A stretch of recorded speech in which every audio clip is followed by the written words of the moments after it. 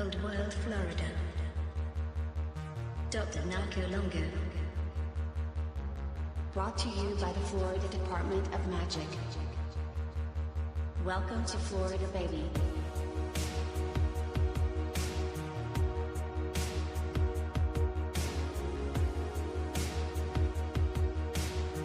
Florida is the original Garden of Eden.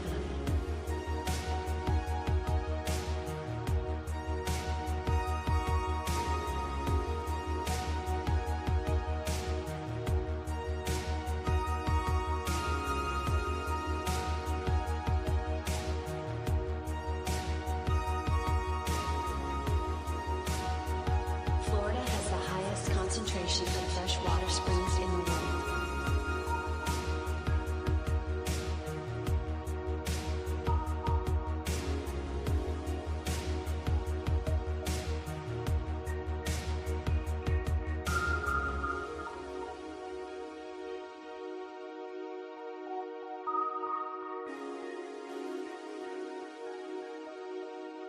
Florida oranges are the golden apples of mythology.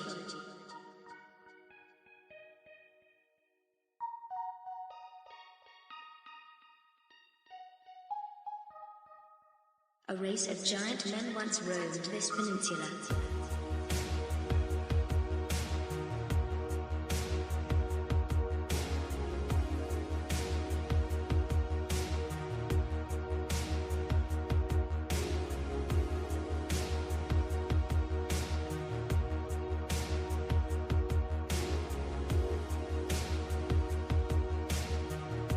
The Smithsonian can suck my balls.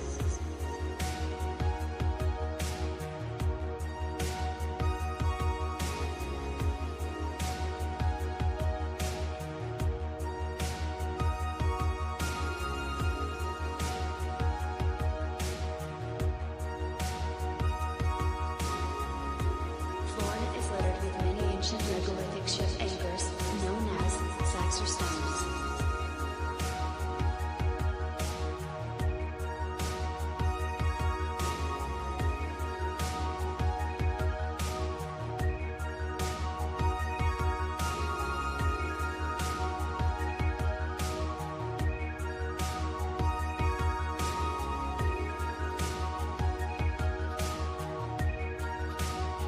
I'm bringing Saxa back.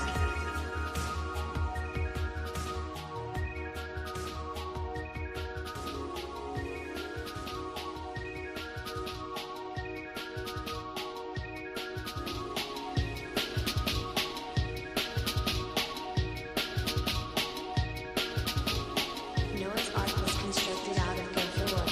Gopher wood only grows one place in the world, Florida.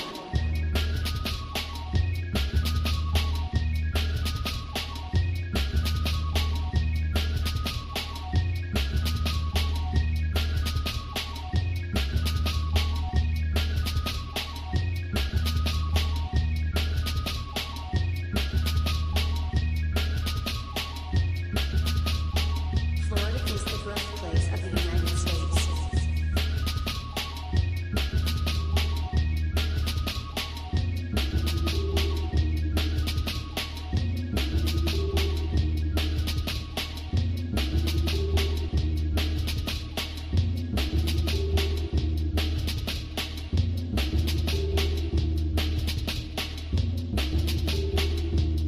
The first Thanksgiving was in Florida.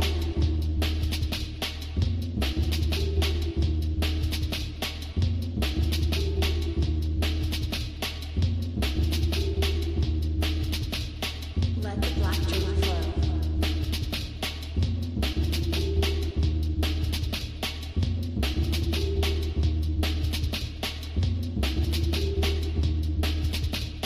Orange man good.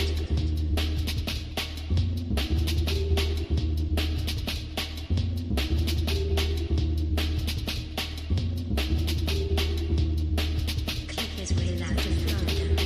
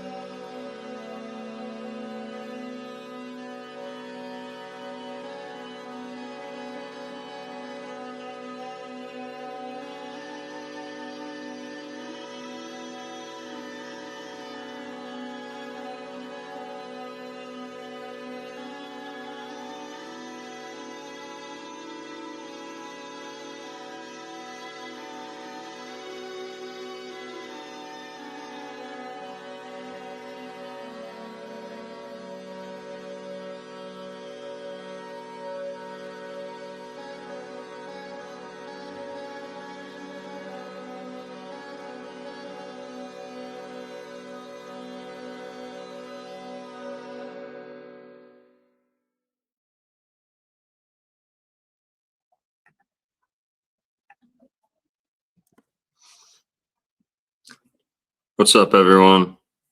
Can you guys hear us? Happy Thursday, Thursday, as we like to call it around here. And welcome to the show tonight. We're going to be talking about a pretty interesting chapter in Florida history.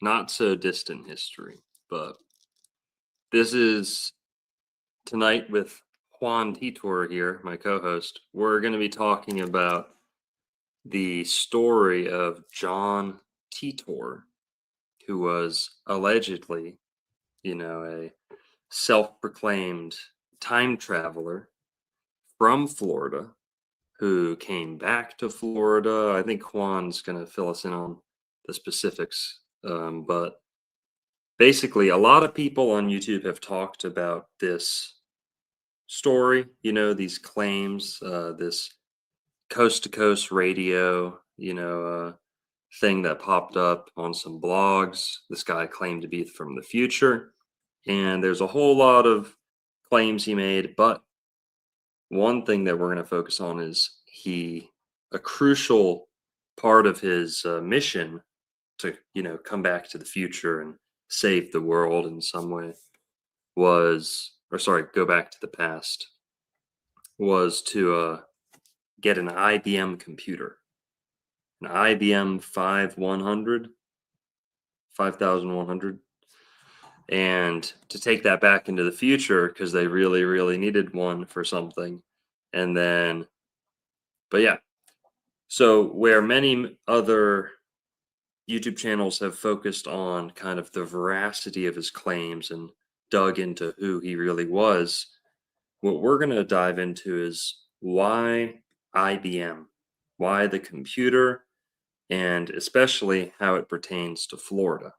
For those who don't know, IBM has had multiple headquarters, or at least regional headquarters, in Florida.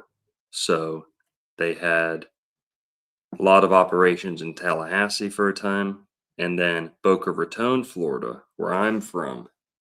IBM largely put Boca Raton on the map because one of IBM's first personal computers was invented and produced from Boca Raton, Florida. Boca Raton is famous for some other things, but we're not just going to talk about Boca. And also, unlike many other YouTube channels, I've actually gone to that IBM headquarters in Boca Raton. It's not an IBM building anymore, but that original building still stands, and it's pretty impressive. In fact, if I just kind of put us away for a sec, you guys see that? The thumbnail and the background for our video here. On the left, that is an aerial shot of the IBM headquarters in Boca Raton, Florida. Now, what do you notice? It's shaped in a hexagon. You can also kind of make out a Masonic compass there if you really want to, too. You also see some kind of twin symbolism, and I'm willing to bet that this whole structure is some type of molecular structure, like this is the molecular structure of some element. But we're going to dive into all that stuff and a whole lot more. And another part of the whole story that pretty much no one's ever talked about is there was a news show. There was a news show that was held hostage in Florida in the 80s. And this deranged gunman came in. It was a fake gun. We'll talk about it in more depth. Held a news show hostage with a BB gun and made them read something on air about the CIA, computers, maybe some of this guy's fears about AI. And lo and behold, come to find out, this guy was the son of an IBM executive. and this all happened in Florida. So we're going to tie this all in together here, and that was a wordy introduction, but without further ado, John Titor, what's up? Yo, dude, what's up, man? Excited to be here. I know we've talked about the IBM headquarters a couple times. I know we brought it up before in other episodes. Obviously, right? IBM. We have the Stanley Kubrick connection there too that we can get into later on. We have some ties to Kubrick and a lot of this stuff how you were mentioning before we got on air. A lot of these myths and things, how much of it is intelligence, right? How much of it has been planted in society by these intelligence organizations, these three-letter agencies, right? And the John Titor story is interesting because it's been debunked. And it was actually debunked by a guy that I had on the show at this point, probably a couple years ago, Joseph Matheny, which we can get into later on. But I want to talk a little bit about this John Titor guy. And I have the original letters that he had sent in to Art Bell, which, what are your thoughts on him? Do you think he's maybe intelligent a little bit? Because at this point, when this popped off, he was asking people who were time travelers to write into the show. So he kind of played into it, and some people have speculated how much did he have to do with this whole thing. And it's a whole rabbit hole. I mean, to this point, till this day, it's people are still talking about it, like us, and you don't really know if it's true or not, or like if it's true for the people who want it to be true, right? I mean, do you believe in time travel, bro? No, definitely not in the physical body. You believe in more of like an astral realm sort of thing, dimensional? I think we can get glimpses into the past and the future. Like visions? Various means. Yeah. Visions. That's what prophesying is.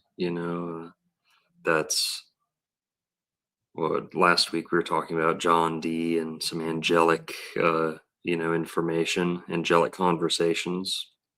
And they claimed that. Oh, thanks for bringing up Mr. Matheny. Yeah, Joseph Matheny. Matheny's pretty dang close to Medimi, isn't he? Yeah. Who we were talking about last week. But, yeah, and he's known for ARGs, which is a whole. We'll get into it, right? It's like Well, I like- heard. Sorry to cut you off, Juan, but I heard that the whole Matheny thing is not. It's not.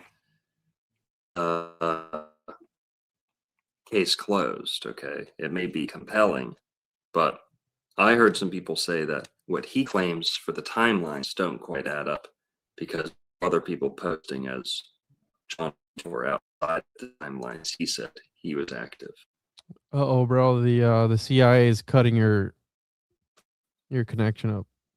Hang on. Is my audio messed up? Your feed is choppy and your audio is cutting in and out. Can you hear me? Yeah. Is it better now? Yeah. The video is still a little fuzzy, but I can hear you better. Let me see what I can do. Go ahead and close some of those tabs, bro. But yeah, so Matheny, I don't want to focus too much on the debunking, but I want to present both sides to where it's like, do you believe in all this stuff? At the end of the day, it's he said, she said. If something like this were to come out today, and this guy had pictures, he had a whole bunch of stuff, I would tell you it's AI, right? I mean, nowadays, even that article I sent you, bro, where I had brought up where people were experiencing tremors here in Florida, and there was earthquakes off the coast of Florida, and all these earthquakes, and there was people commenting on it like, yeah, did you feel that here in wherever it was, New Smyrna Beach or whatever? I felt it too. Yes, this and that. And then when I looked into it, it was AI slop. And I fell for it again because I thought it was real, because I want it to be real, right? Like a part of me wants it to be real. So when you get all these pictures nowadays that people fall for, you can dismiss it as, especially nowadays with the technology, as AI. But when this came out, which was I believe it was 98 is when this came out. And I'll pull up here the original faxes that he sent Art Bell. He sent 2 different faxes, and this whole thing dives into a crazy story which we can get into. Let me share my screen here. All right, so these are the original faxes that he had sent in, and this is on archive.org because obviously this is really old. This is from July 29, 1998. And there's also another website called johntitor.com, which has absolutely everything. It's compiled by this guy named Oliver, which I guess was a fan or a believer. Or, he believes some of the stuff, he doesn't believe others, but there's a whole thing if people want to dive deeper into it. But he goes, "Dear Art, I had to fax when I heard other time travelers calling in from any time past the year 2500 AD. Please let me explain." So this is important because 2500 AD, this guy had proposed some prophecies, right? He's like, "Hey, after 2500, there's nothing. The world has been completely demolished. There's nothing. When we go there, it's all black."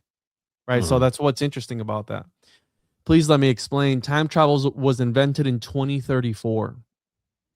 Offshoots of certain successful fusion reactor research allowed scientists at CERN to produce the world's first contained singularity engine. The basic design involves rotating singularities inside a magnetic field. By altering the speed and direction of rotation, you can travel both forward and backward in time. Time itself can be understood in terms of connected lines. When you go back in time, you travel on your original timeline. When you turn your singularity engine off, a new timeline is created due to the fact that you and your time machine are now there. In other words, a new universe is created. So he's talking about multi-universe theory, right? Multi-timeline, string theory, blah, blah, blah. We can get into all that quantum mechanics stuff, which I don't understand, and I'm not going to pretend to understand. But essentially, the way he paints it is, if you look at a cone, right, the cone is smaller on this end, bigger on this end, and the further in time that you travel, the bigger the variances can be. So the if you travel a smaller amount of time, right, on that cone, the variances are going to be different. And the way he sets it up, he speaks about actual quantum mechanic theories that are real, which he'll mention one here soon. And he also talks about we'll get into it. So, in other words, a new universe is created. To get back to your original timeline, you must travel a split second farther back and immediately throw the engine into forward without turning it off. And he kind of protects himself because at one point he says that there are variances, 2.5% variance, right? So, because people were asking him, like, "Hey, which 2.5 inch variance." Yeah, 2.5 inches, right? So 2.5% to 2%, whatever it was, of variance between all different timelines. Because people were asking him, like, "Hey, can you predict who won the Super Bowl in X year?" Because right, if you had a time machine, bro, you'd want to do what? I mean, we've all seen Back to the Future. Yeah. Okay. Since you brought that up, Juan. Okay, if we're gonna call BS on the John Titor story, it's pretty much just fucking Back to the Future and like Austin Powers, like time machine in the car, like slam it into forward, 88 miles then an hour. backward, forward, then reverse, and then that triggers it into the time machine. Like, come on, that's BS. But keep going. Well, he gets into some things that are interesting. Okay, so some interesting outcomes of this area. One, you meet yourself. I have done it often, even taken a younger version of myself along for a few rides before returning myself to a new timeline and going back to mine. Two, you can alter history in the new universe that you have just created. Most of the time, the changes are subtle. Sometimes I'll notice car models that don't exist or books that come out late. The oldest one was a skyscraper that wasn't built in a near favorite store of mine in New York. Interestingly, when you travel in time, you must compensate for the orbit of the Earth. All right, so he wasn't a flat earther, okay, guys? He wasn't a flat earther. He talks about the orbit of the Earth. Since the time machine doesn't move, you have to adjust the engine so you remain on the planet when you turn it off. Unfortunately, it was also discovered that anyone going forward in time from my 2036 hit a brick wall in the year 2564. So that's why it's interesting. He said everyone, time travelers from the year after 2500. So they hit a brick wall at 2564. Everyone who has ever been there has reported that nothing exists. When the machine is turned off, you find yourself surrounded by blackness and silence. Now, and that's how John cut through all the other people calling in, sending messages into coast to coast, saying, "Oh, I'm from the year 3000. I'm from the year 5000. I'm from the year 10,000," and all this shit. And John Titor comes in. He's like, "All you people after 2500 are fucking faking." He's like, "And I know because I'm from the actual future." But yeah. Now most time travelers are trying to find out where the line went bad by going into the past, creating a new universe and proceeding forward to see if the same thing results in 2564. It appears the line went bad around the year 2000, because mind you, this is before the Y2K thing. And I think there was a recent one that people were freaking out about. I don't remember. It was like a year ago. Some date that people said that the world was going to end. And then obviously it came and went, and nothing ever happened. Well, I remember 12, 12, 12, 2012. 12/21. I think it was 12/21. 2012. 2012. That was another one. Yeah, exactly. Yeah. People said that was like the rapture. Yeah, which some people think it already happened. So it's like, which camp are you in? Are you in the camp that believes it's coming, or in the camp that it already happened? Right. So around the year 2000, I'm here now in this time to test a few theories of mine before going forward. Now, for the future, you might want to know about: 1, Y2K is a disaster. Many people die on the highways when they freeze to death trying to get to warmer weather. 2, the government tries to keep power by instituting martial law, but all of it collapses when their efforts to bring the power back up fail. 3, a power facility in Denver is able to restart itself, but it is mobbed by hundreds of thousands of people and destroyed. This convinces most that maybe we shouldn't bring the old system back up. So he's talking about prophecies, right? He's predicting events. Now, some people say that he did predict certain things that happen. For example, instituting martial law, right? The government overstepping its boundaries and all this stuff. Because he talked about also, he was kind of anti-establishment a little bit. He's like, we're producing all these things. I'm going to these different timelines and seeing all this garbage that we're producing. People aren't appreciating all the information that they have access to at all times. You guys have books, you guys have all these things, because mind you, in his timeline, after everything, there was a nuclear holocaust. Like there was nuclear war, and everything got destroyed, and the United States was broken up into different sections, and they're pretty much just fending for themselves. Right. So he's kind of like on that thing, like, oh, and it's almost like whenever there's like alien contactees, that's like, what do they tell you? They told us to get rid of our nuclear weapons, right? Like it's always like something along those lines of like, you're going to destroy yourselves. Like the Palladians told me that I, needed to do X, Y, and Z, right? It's always like some sort of that same message of be pure, right? Love one another, love and peace, blah, blah, give up your weapons and all this other stuff, right? So where we at? Bring back the old system. 4, a few years later, communal government is developed after the Constitution takes a few twists. China retakes Taiwan, Israel wins the largest battle for their life, and Russia is covered in nuclear snow from their collapsed reactors.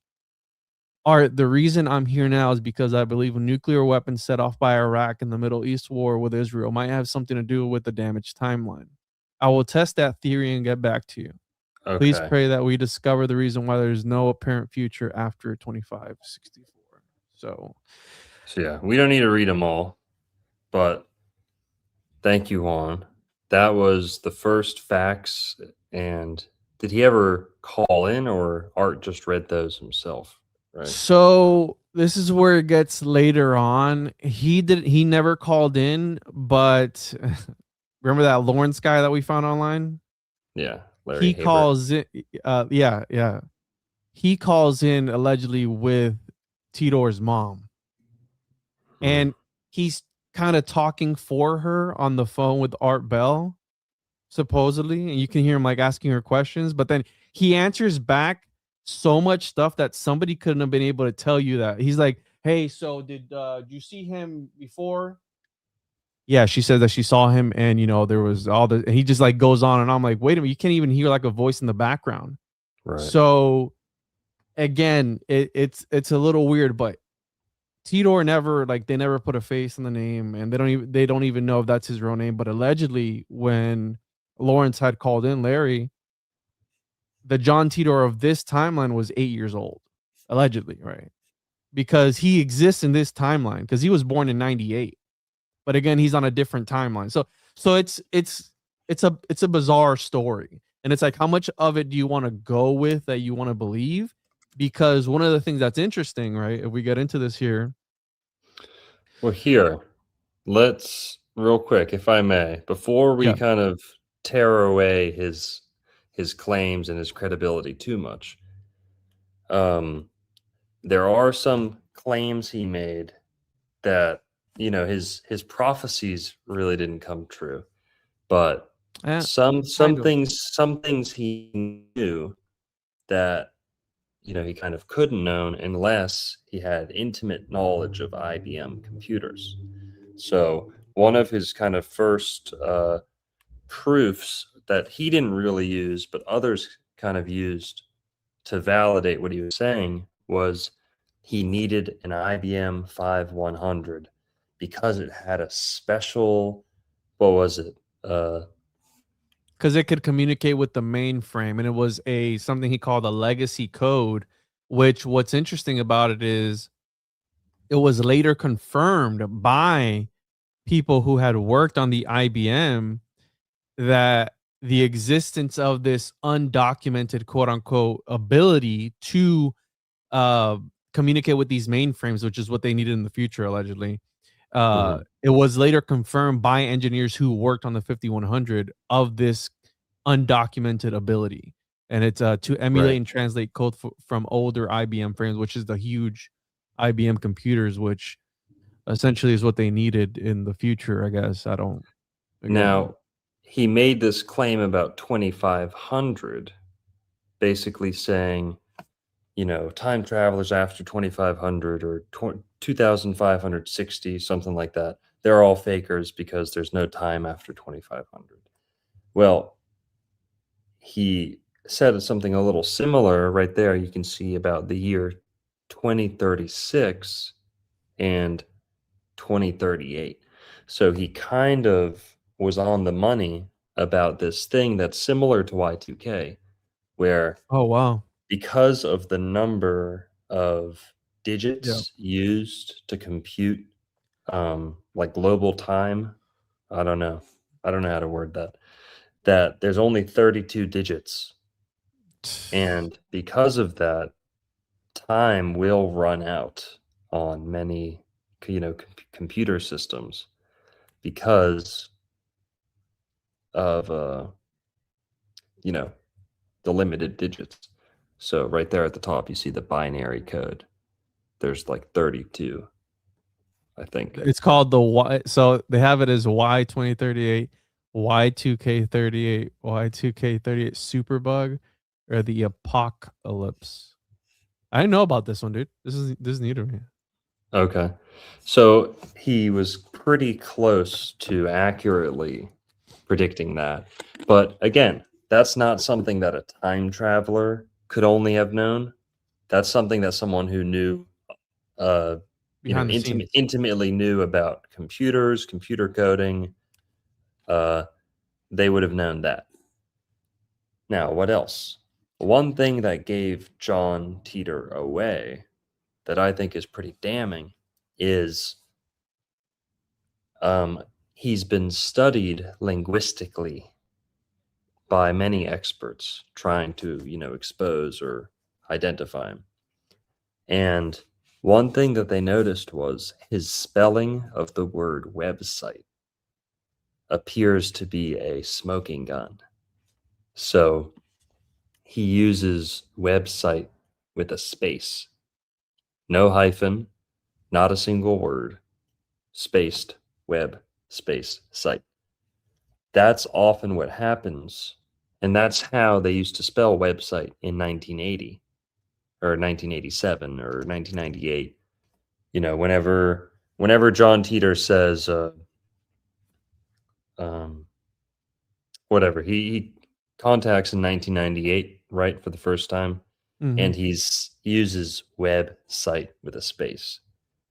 Now that shows that he had probably started using computers in the 1970s or 80s, or I don't know when the word website was invented, but the earlier a word comes into usage, when a word's created, oftentimes it's two existing words that are spaced apart. And then over time, they get pushed together, or they'll get hyphenated and then pushed together. So website as a single word is what?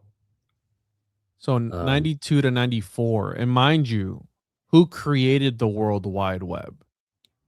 CERN. Remember, CERN created the internet. Oh, wow. And they had created it in order to, quote unquote, have scientists share information between one another. It was supposed to be a network within themselves to share information back and forth. So, right, www.666, like we all talk about that, right? So in the future, right here, everyone says website, single word. It's spelled website. So the evolution of the word over time was web space site, then sometimes web hyphenated site, and then just the single word, right?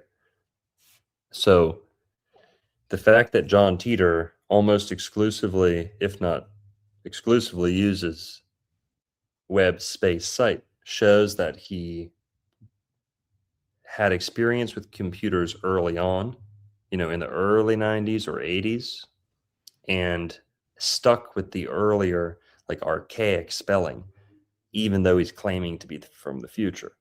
So if he's claiming to be from the future, he would have been using the futuristic spelling of website. Now, the copium that would come along with that would probably be, oh, well, in my timeline, we kept that original spelling because yes, with the timeline BS, you can always kind of make your way out of any you're breaking corner. up again, Longo. Shit. Yo. One sec. There, you're back now, but you were breaking up there pretty bad. How do I sound? Yeah, your audio is fine when you're talking. It's just the connection, I think, bro. Oh, shit. All right. The CIA is hard at work, bro. They're trying to take you down. We can't talk about Titor. That's all right. So, okay. So there's, you know, most of the evidence points to him not being an actual time traveler, but they haven't been able to identify the real, you know, faker, the guy pretending to be John Titor, with absolute certainty. So Juan mentioned this Matheny guy who kind of takes credit, like, you know, am I right, Juan? He's the guy who says, oh, I created that. It was that it was his idea. So he says it was a group of, I believe, 3 other people, and that his idea behind the John Titor character is it's because it's based off of John Connor from the Terminator, right? And he says that it was actually 3 other people writing it for him that he had consulted, but he can't disclose who they were because they're too famous, right? So it's kind of in the gray area. And oh, okay. So listen, that kind of makes sense, the John Connor thing, because John, you know, from John Connor, and then yes, Titor, it's like all the Terminators are T dash this. they said it was an anagram. They said it was like time travel something or other. Okay. I forgot what Oliver had said, but he said it was like an anagram for something. It was time traveler ops or something like that, something along those lines. It's an anagram. But yeah, the interesting part about it, right? So Joseph Matheny, which I've had him on the show, and I had him on the show because of something else, because of Ong's hat. which is a alternate reality game. It's an ARG, and what they want to do is kind of sort of bring forth this what they call metafiction, where it's a story but you involve real life characters. But the problem with that is, dude, is that a lot of people in this world, in this reality, they start to identify with that and they start to blend in with these concepts and these ideologies, and they take it for real and they're Mhm. serious about this sort of stuff. And Yeah. to the point where They won't even believe you when you tell them the tooth fairy isn't real.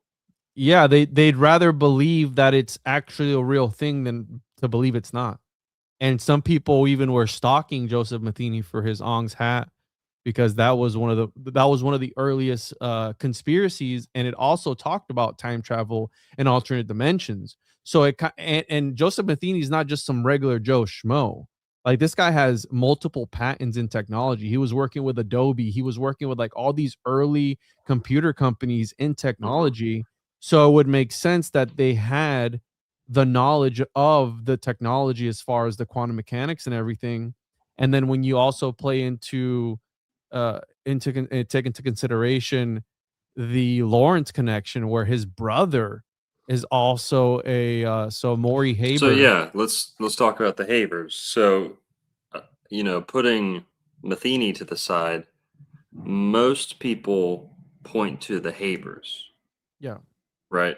The Habers are the most commonly proposed candidates for the real John Titor. The people claiming to be John Titor, and the reason for that is one of them is experienced in kind of patent law.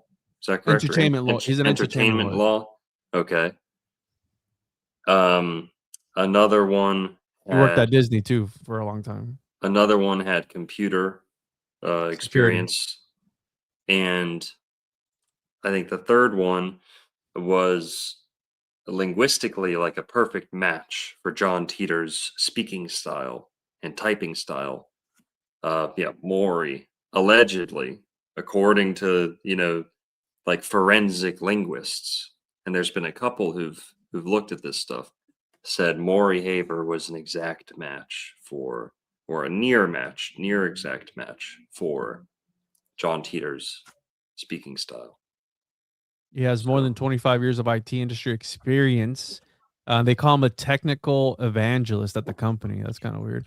But yeah, this guy's in cybersecurity. So if anyone knew about technology and infrastructure and things of that nature, it mhm. would be these. So they kind of formed this conspiracy that Larry Haber took care of the business end of things, because they've even copyrighted John Titor. Like, it's a copyrighted time Mhm. traveler. There's been books written about it. There Yeah, was movies in the and works, you know? and they did interview a videoed interview claiming to be in contact with John Titor, saying, "Oh yeah, John Titor's, he like we're he entrusted his estate to us, and like we have his goodbye video, we have the rights to his book, and um, so they claim direct involvement." And what was it with the IP addresses? John Titor claims to be from Tampa, Mhm. but apparently his IP address, was that him or was that one of the Haber's IP addresses? Went They to had Kissimmee. traced, so they had hired a private investigator, and the IP address, they had traced it back, and it was an IP address connected to Teeter was geolocated to Kissimmee, Florida. And then there was Where, another one where it was a PO box that they were receiving stuff at yeah, in Kissimmee, Florida. and So the Habers pretty much live in Kissimmee, Central right? Florida. No, Pretty close. uh, Altamont, Altamont. Yeah, maybe. How close Altamont. is that? I It's forget. like 35-minute, 40-minute drive from where I'm at. Yeah. So, but a So lot closer than Tampa, yeah, where, dude. I told you so when I got done downtown today, I wanted to go the opposite way on I-4 to go visit this guy. And I yeah, was gonna go into his office and be like, "Yo, what can you tell me? I'm here yeah. for John." where's John at? And I wanted him to give me the tapes and give me the everything. So I was tempted to, bro, but I didn't because I had other things to do. But maybe next time I'm in the area, I'll pay old Lawrence a visit and give him the old "who do you work for?" and see if Right. I can get him to admit if John Titor was fake or not. Okay. But Yeah. yeah, so the Habers, but no one has ever publicly come out and said like, "Hey, we were the ones," or "Hey, we weren't the ones." But yes, it is copyrighted. Somebody was making money, and allegedly, Larry Haber was hired by Titor's family for all this entertainment rights and things of that nature. There's even animes, bro, that are made based off of this story. Really. Okay, from 2009, I believe it was. So this is like very popular in media at the moment. Where so right here, Steins Gate. It's an anime from 2009 that apparently incorporates the John Titor legend. And you know how many people have probably been exposed to that. I'm sorry, it was made into an anime in 2011. So it was a Nice. Japanese anime television series produced by White Fox. And yeah, so again, people are exposed to this. Where else is there a docudrama? John Titor is good. Yeah, pretty much, bro. A docudrama which I wanted to check out and have time to. And yeah, there's been various nods to the Titor, and people are still talking about it even till this day because it is an interesting thing where Mm-hmm. could it be all fake, right? Maybe, but it kind of makes you think. And obviously, Art Bell really played into it hard because he was the guy that kind of put out the call to have people reach out to him.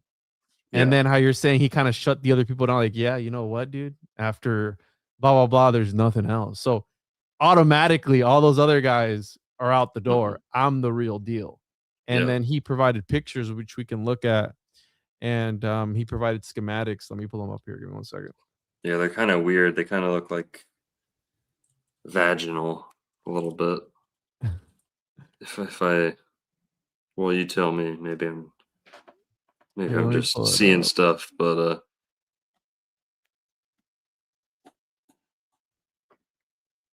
so yeah, guys. While Juan's pulling that up, get a good look at IBM headquarters in Boca Raton, Florida, on the left there, left side of All the right. screen. So he provided schematics allegedly, right? And mind you, he was part of this. I don't want to call it. He was part of this team. These temporal.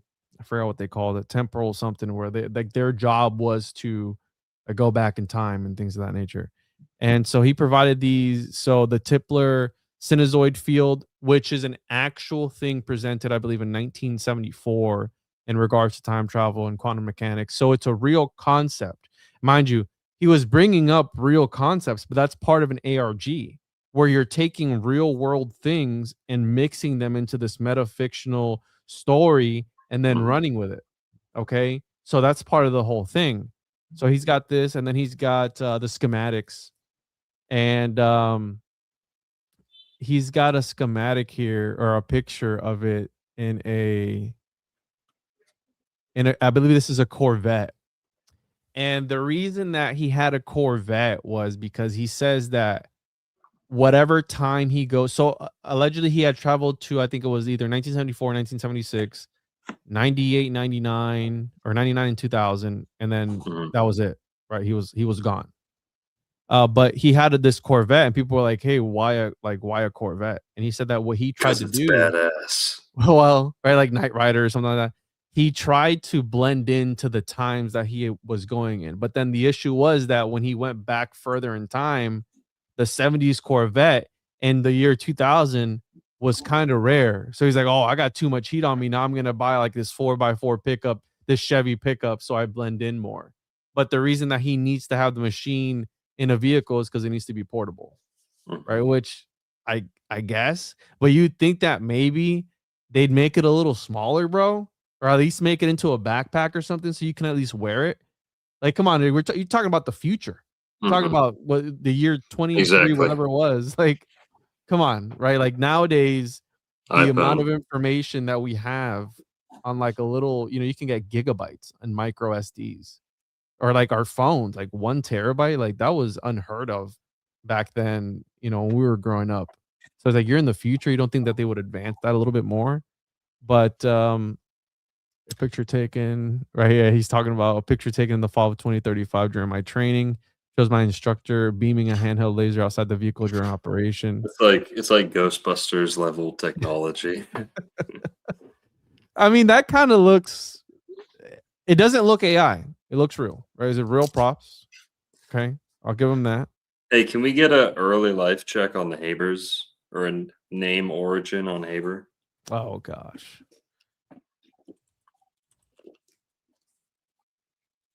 Time travel. I'm think we're. Oh. I think we're. Hold on. Hey, this ain't time travel. This is dime travel, baby. Hold on. I got this. Now we're talking. Now the I got show's Where's my button? Illuminati confirmed. It's too late now, dude.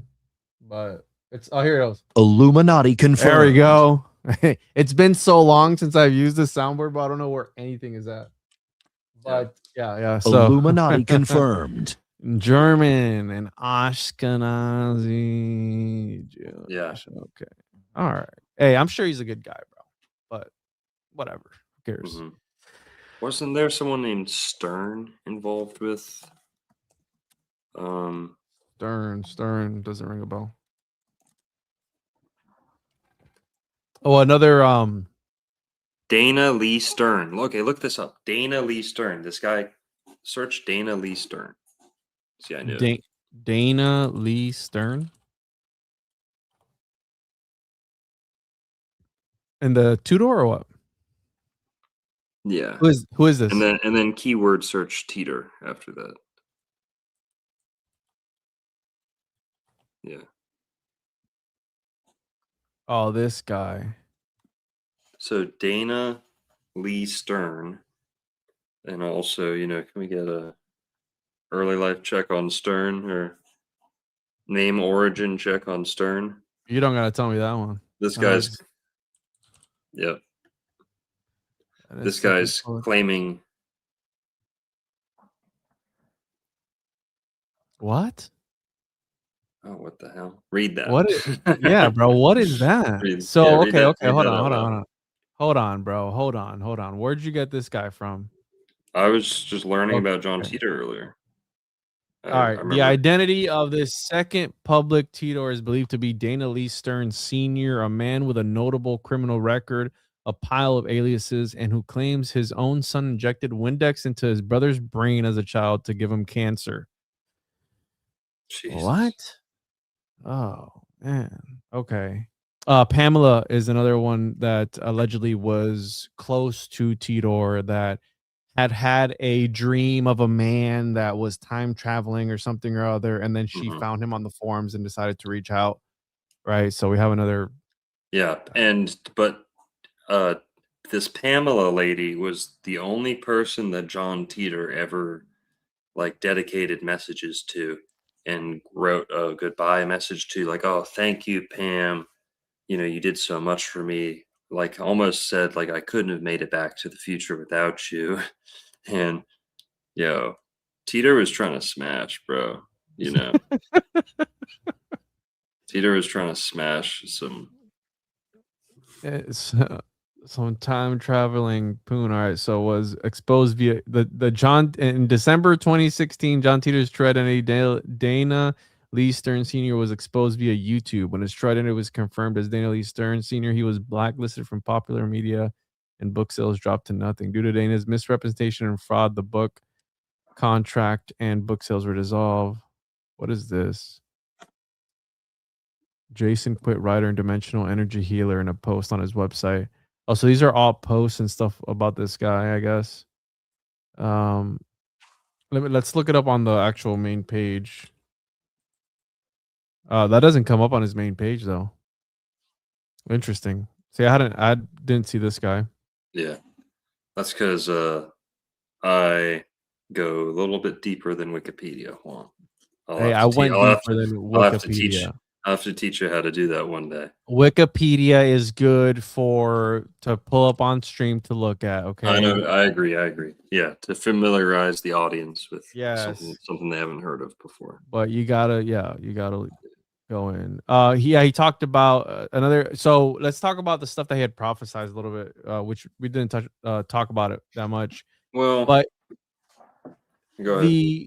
the stuff that he had talked about as far as like the government overreaching and enacting martial law, mind you, this was pre 2001. So what happened post 2001? Like one of the biggest overreaches of the government, right? To put their hand in everything. They had a reason to put their hand in everything because of what had happened, right? Like 1 year later. It wasn't literally, Y2K, but 1 year later. yeah, exactly. And mind you, there's a 2% variance, so things could have changed a little bit, right? Could have been sooner, could have been later. In this timeline, it was this time, and this other timeline was. So he's protecting himself as far as like, oh, okay. So the U.S. government overreach, and if you look at things now, I think I forgot what I was watching. I was watching, I think it might have been a video of someone talking about Joe Rogan, and one of the guys that he had on, which was this founder of this company, this AI company that lets law enforcement tap into all the camera systems everywhere. Have you ever heard about that? Where they can like track you real time and the AI recognizes Lock people's. camera, Palantir, all that shit. Yes, exact flock. So he had this guy on, and they were talking about why it was good to keep these systems implemented. Of like, hey, think about all the crime that's being stopped, right? Because of our systems in play. And then there was a report that was like the AI reported false gunshots like 9 out of 10 times. Like it would hear something, it would call the police. So like in the meantime, isn't like that's what the AI is for, to prevent false alarms and know when it was a real gunshot versus when it's not? Because the cops are going out there, we're wasting resources and taxes and everything. The cops are going out there, and it turned out, oh, the AI was messed up, dude. Sorry about that, right? So there is, and these companies, they all work with the government, and the way that they do it all the time, dude. When LifeLog went offline, Facebook came up the next day.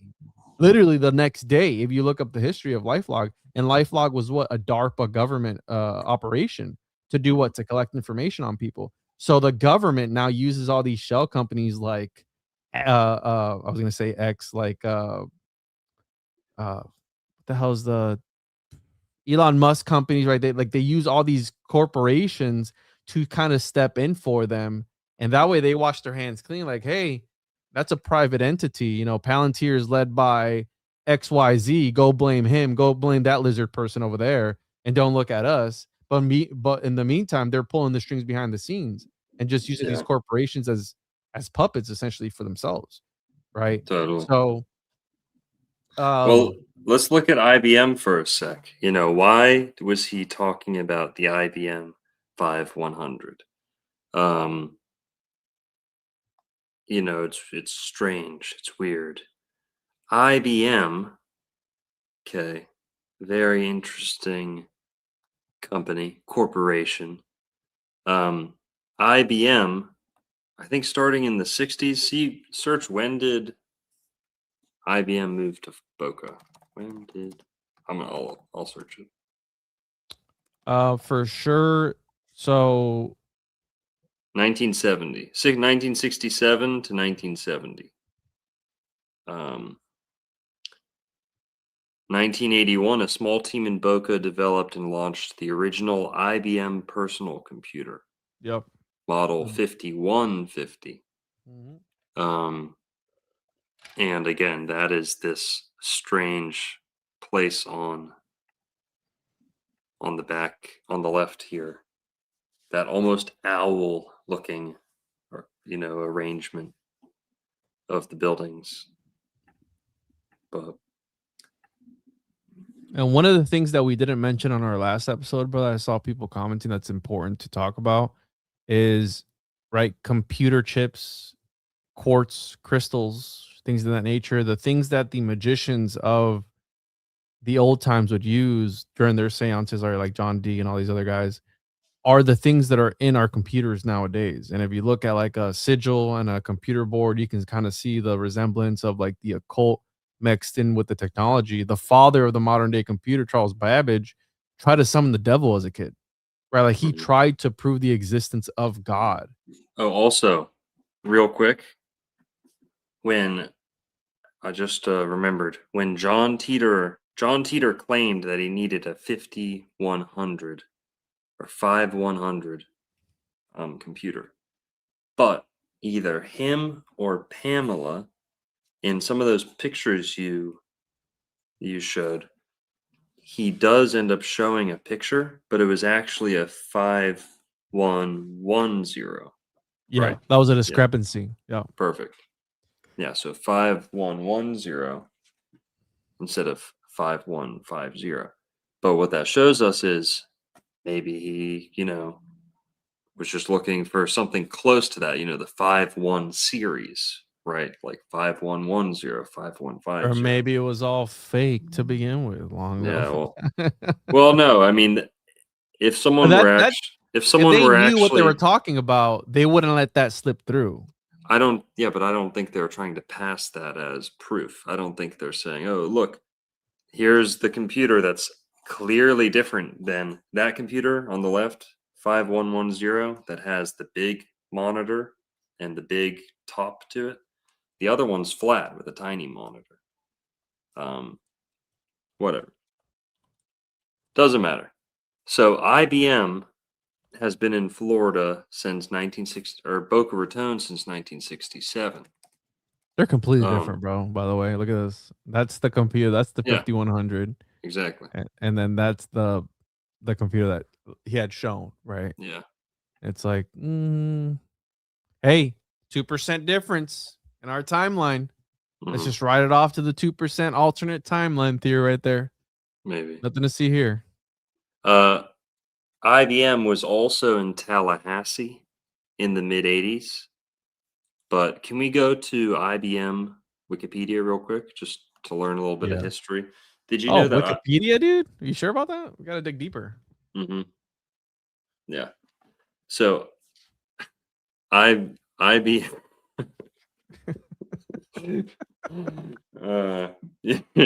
want to take another swipe on? You started it, bro, not me. I don't know. It's not deep enough, dude. It's just a Wikipedia. On the edge. Juan's cortisol spiking over. Oh man. Over the Wikipedia allegations. All right.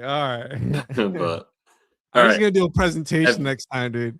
Have you heard that IBM apparently counted the number of dead prisoners in the Holocaust? Have you heard about that? Search IBM Holocaust. And we're doing this with all due respect and reverence. Okay, we're not denying anything, but yeah, we're just trying to understand IBM here. Oh my goodness. All right. What? Okay. Yeah. So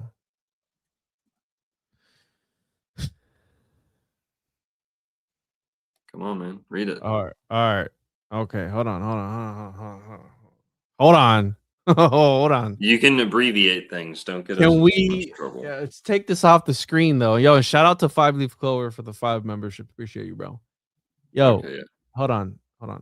So, relationship with Germany. According to Black, so this is a book, by the way, that was published in 2001. IBM and the Holocaust, a strategic alliance between Germany and America's most powerful corporation. Okay. So the relationship with Germany, according to Black, IBM maintained business ties with the regime after Adolf took power in January 1933. Repression of political opponents and Jews began immediately. By April, about 60,000 had been imprisoned. A concentration camp was open at Dachau in March 1933. Dachau. Dachau? Dachau. Yeah, I guess it's not Japanese, right? It's not Dachau. Despite international boycott calls, IBM continued to operate in Germany, and Heindinger openly supported the new government. Juan doesn't know how to pronounce all the camps. Rookie. Yeah, rookie mistake, bro. So, let's see here. The funds. Okay, I'm not getting into what they actually did though. So, didn't Welch? They apparently created like the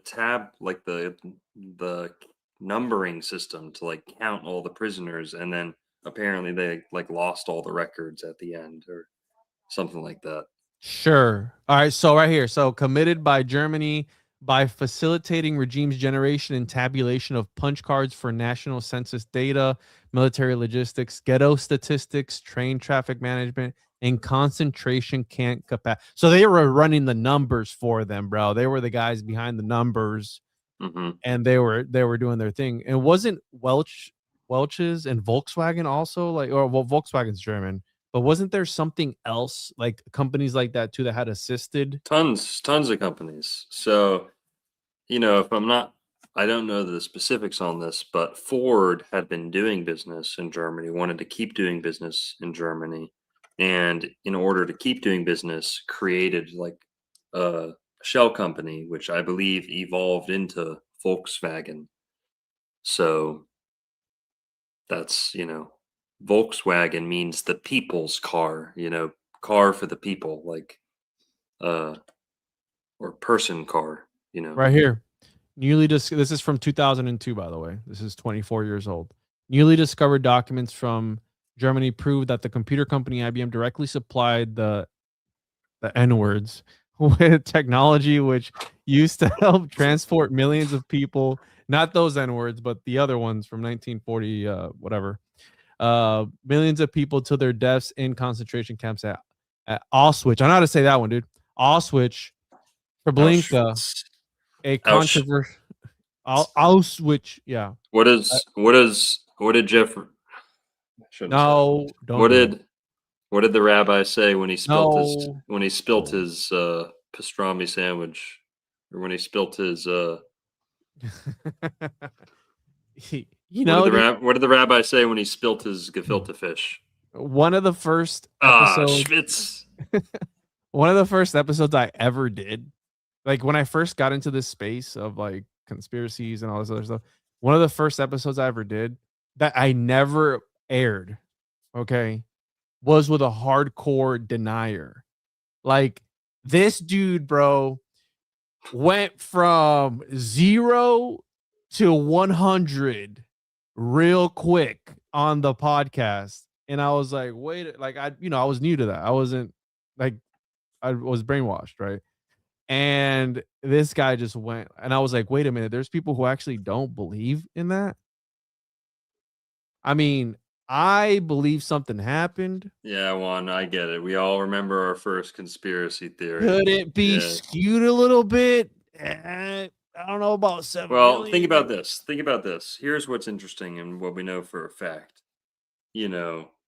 Uh, N-word Germany back in the 30s and 40s, they had all these genius scientists working for them, making rockets, missiles, jet propulsion, secret stuff. And then Operation Paperclip, which was long thought to be a hoax, fake, turns out to be real. Big Warner government von project. Braun. We moved many people over from the Third Reich to America, oftentimes with new identities. Now, that happened, yeah. Werner von Braun, he went to America, worked for NASA. There were also a lot of other people like that. There were even people in the American military who would fight in Vietnam, who had been in the SS and stuff like that. There's even people, did you know that there were actually people in the IDF, the Israeli military, who were in the German military in World War II? I believe it. It's true. They didn't care who the talent was coming from. They wanted the talent, the expertise. Could it now tell me this? Why is it that IBM, perhaps, being affiliated with the Third Reich, Germany in World War II, of all places, why would they move to Boca Raton, Florida? Why would they have a headquarter in Boca Raton, Florida, which is, with the exception of like certain places in, the Northeast where there's like whole towns of Jewish people, Boca Raton, Florida is like historically the most Jewish, town in America, or one of them. And so for IBM to have kind of that checkered past and then to relocate or to locate themselves to Boca Raton is kind of a weird juxtaposition, But let's learn a little bit more about the IBM headquarters at Boca Raton.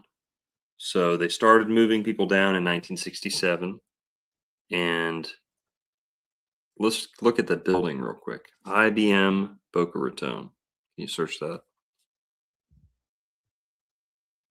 Yeah, I had it pulled up. Boca Raton Historical Society, bro. This is when they were first building it. Yep. No good pictures. All right, give me 1 second.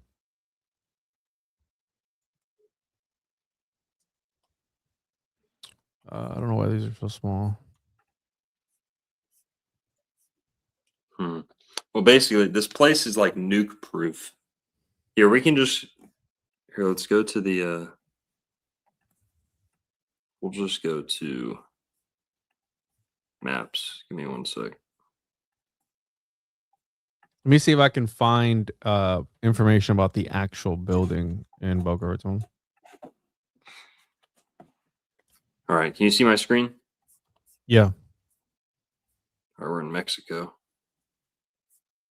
It's called the All right, Innovation Center. I'm gonna no scope. I'm gonna no scope it. No, I don't think so, bro. Yeah, You're not. Do this. You don't gotta like that. Bro, this is my hometown. Hang on. The mouth of the rat, Boca Raton. What a name, dude. So developed in 1960.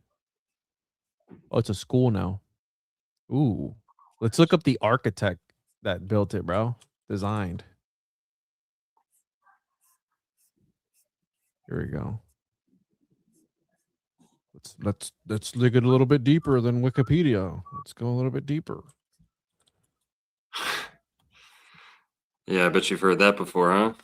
Yeah. Can we go a little? Can we when go a she little says deeper? go deeper, and I'm all out of conspiracies. All right. Here we go. Oh shit! My fucking maps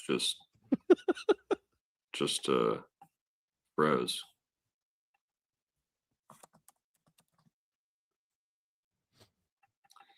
Oh, what do they call this? Oh, brick. They call this the brick facility. Brick. Yeah, because they're all bricked up in there.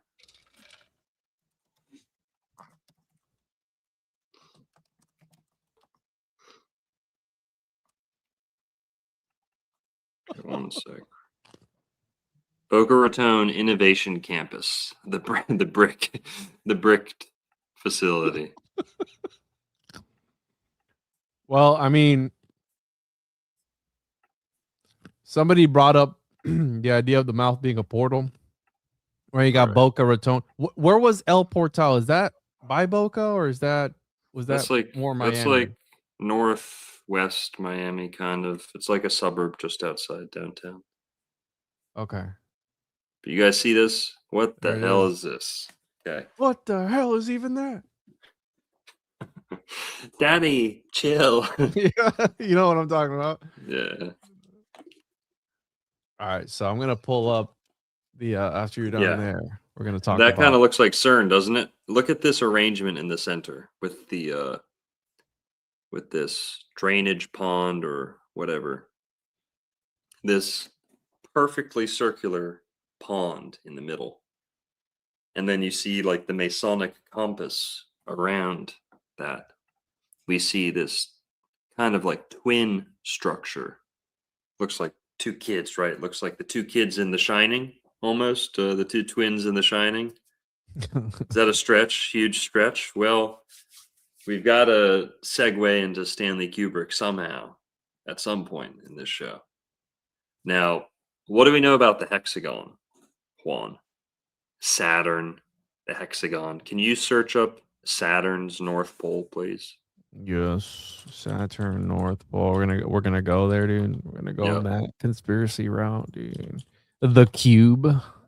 Yeah. I'll talk about the cube worship, bro. Here we go. Here we go. Schizo posting here. Okay. Boom. Saturn has a hexagon on its North Pole. And people might say, oh, well, that's NASA's fake planets. Well, whoever came up with the fake planets decided it would be worth putting a hexagon on Saturn, not a septagon or heptagon or, whatever, not a pentagon, not a pentagram. Hexagon. You're a flat earther, aren't you? Yes, sir. What do you think the planets are? Bro, Florida, you're going to tell me the earth isn't flat in Florida? Listen, dude. What are the planets? Just answer the question. Mm-hmm. What are the planets? Well, how about this? Why would you assume that they're made of earth and rock, just like what we're standing on? What similarity is there between what we're standing on and what you see up in the sky? No, I've heard that before. You can't determine the shape of what's in the sky based on where you're at. What do you think the planets are? I think they're beacons of light. I think they're beacons in the truest sense of the word, like a light that is not,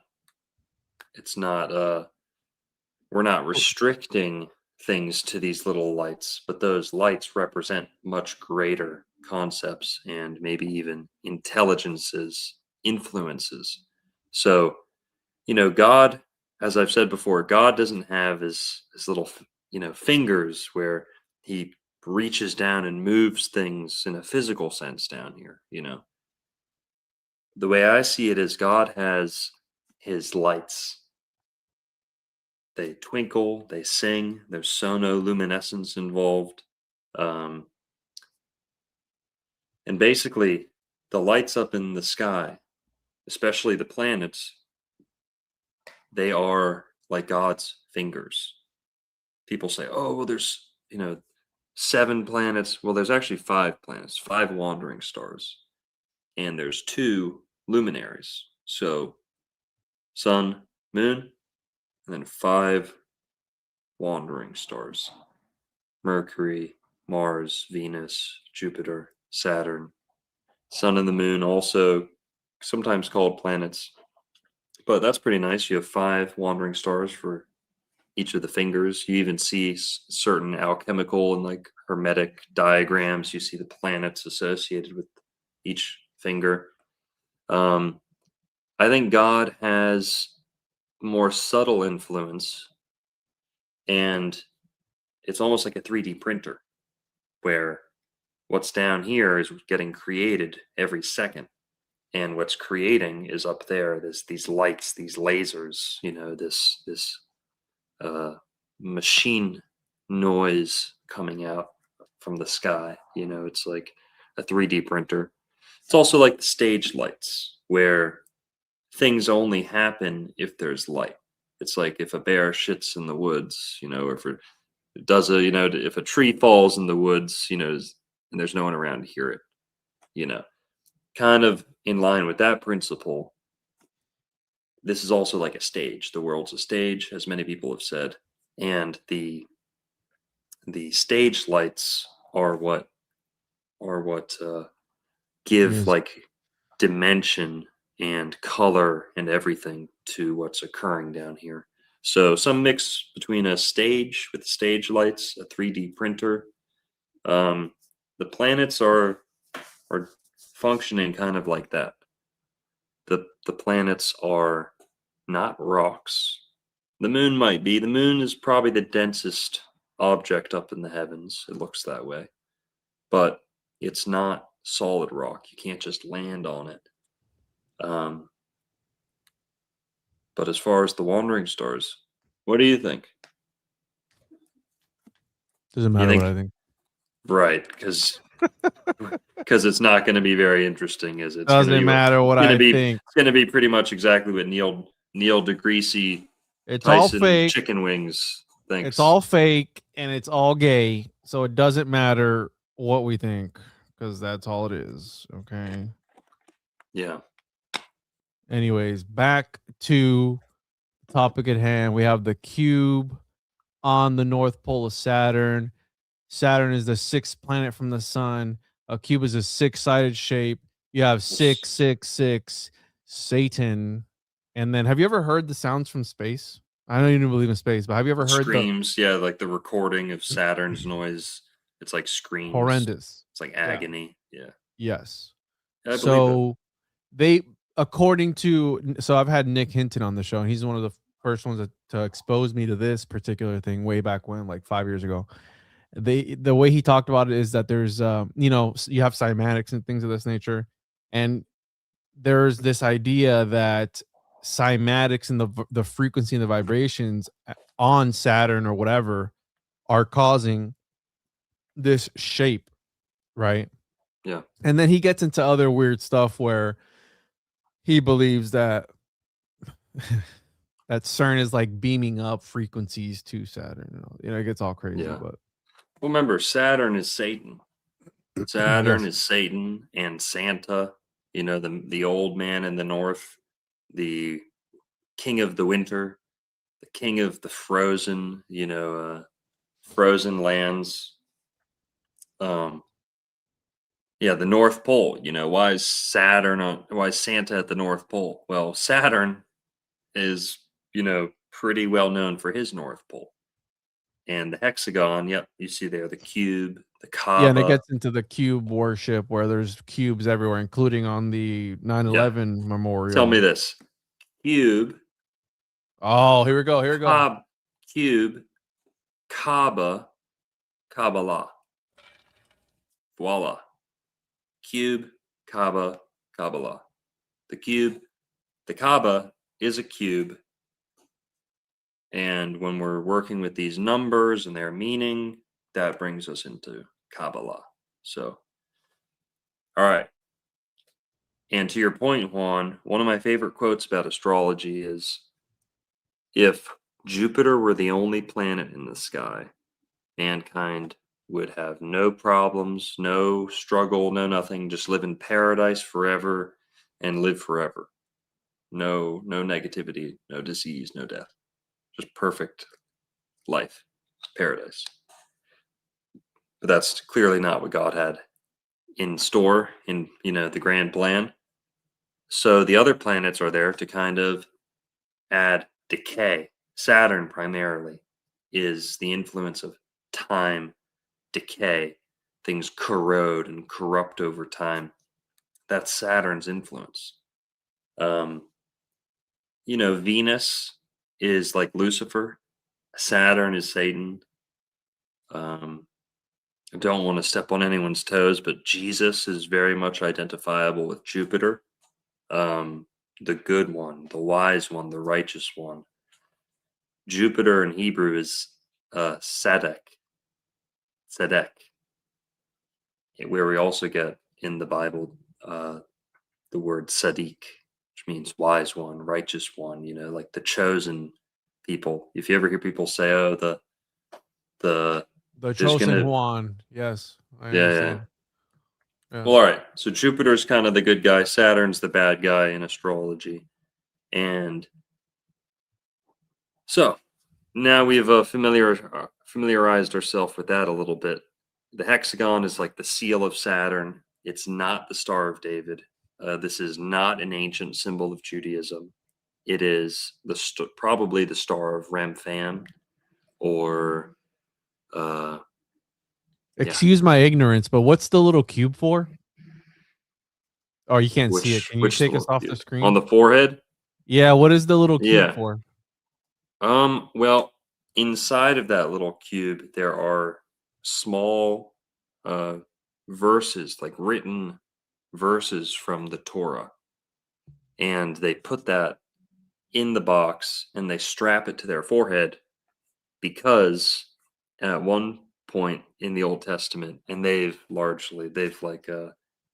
um they've expounded on it and kind of explained it, but they trace it Yo, back shout out. they trace it back to they trace it back to You remember that episode, bro? yeah, I remember Damn, it. they were there. Just They know. so savage. They trace it back to this commandment from God saying, always keep the Torah on your mind. Like, always keep it on your mind. Like, you know, uh, also, like when they say, keep the Ten Commandments or one of God's names on your doorpost. So every time you walk by, you're reminded. It keeps it on your mind. But just to kind of illustrate how hyper literal Judaism can be sometimes, they, where the commandment says, always keep the Torah on your mind and close to your heart, they literally strap it to their head and strap it to their heart, little pieces of the Torah, so Oh, that they're hyper literally fulfilling that commandment. where is it Therefore, when they don't have it on their head or their heart? what do you mean? I mean, they're supposed Search Tefillin, Tefillin. Tefillin. Yeah, Oh, rap. Tefillin. Yep. This is like that BDSM rap that that they wear. Whoa, Toy It's Story? like it's like the What? oh shit. No, that's That's right. photo. There's no way. That's Photoshop, right? I don't know. Might not Oh. be. But the origin of this is originally a commandment to keep the Torah on their mind and close to their heart. So that there's a box that they tie on the left arm that's very close to the heart.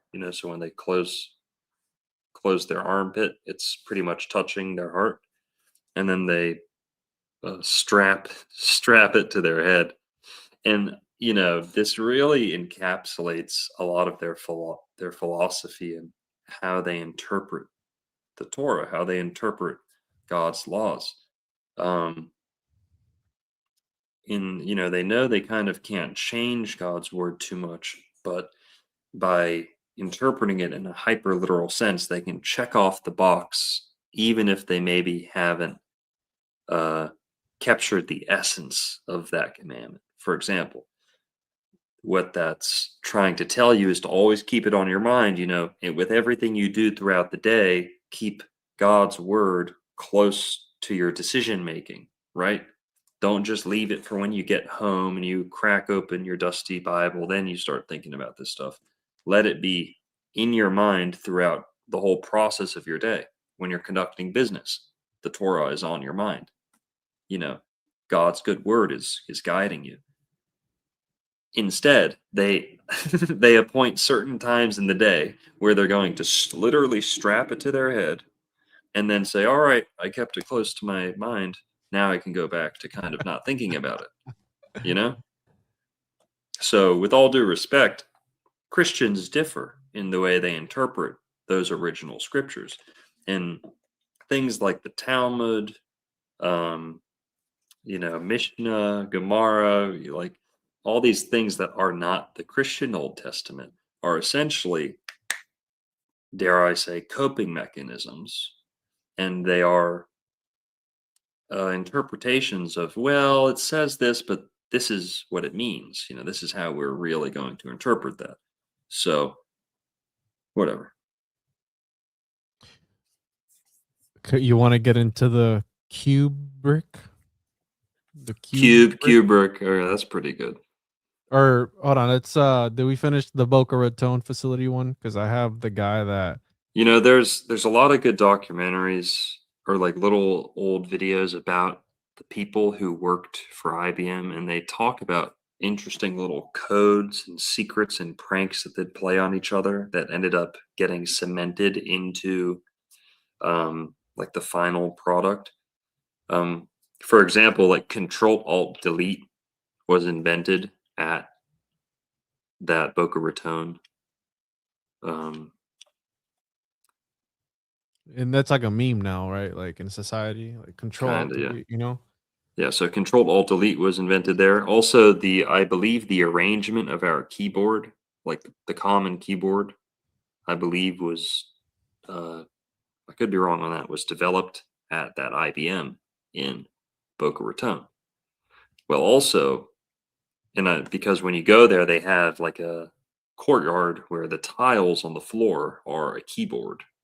It's like painted like a keyboard, so you're stepping on like a keyboard patio. Well,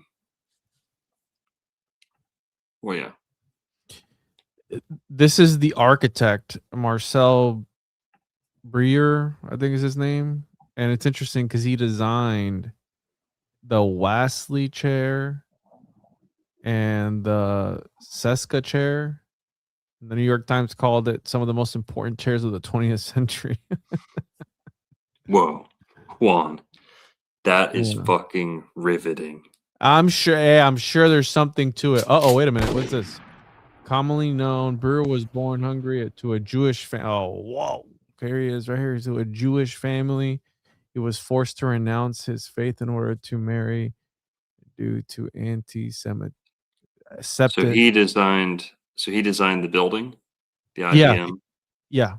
Oh, interesting. Okay. Designed by iconic Marcel, which he was born into a Tengu family. Yeah, this building is like nuke proof. It looks like it's very brutalist and Yeah, it's the style brutalism, which again, it's kind of soulless, right? I think we've talked about this before, where it's very soulless, very prison-esque. it's brutal. Right. It's brutalizing. Yes. Yeah. Now, let's segue here real quick. Should we talk about Stanley Kubrick, or should we talk about the guy who took the news show hostage? Did you get my private chat?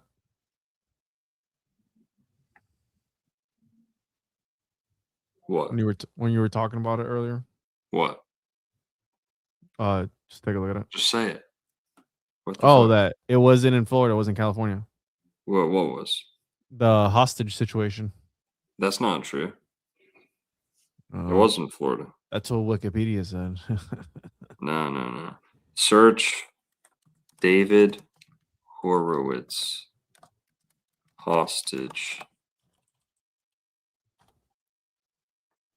Okay. Sorry, you were yeah. Hey, 2% You're right. deviation. It's 2% on this timeline. You're right. Yeah. It happened in California. On the other timeline that you jump from, dude, because I know you have access to the 50. It happened in Florida. Okay? This is a mandala effect. Yeah, It is, right. yeah, exactly. Okay, you were right, but hang on. Now listen. Okay. We could still talk about the connection. No, I was not wrong. Okay. Oh. The gunman. No. Listen. The gunman was from Florida. His family was from Florida. His family worked for IBM. His dad worked for IBM. Yeah.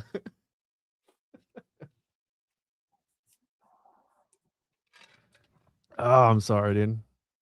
It's funny. All right.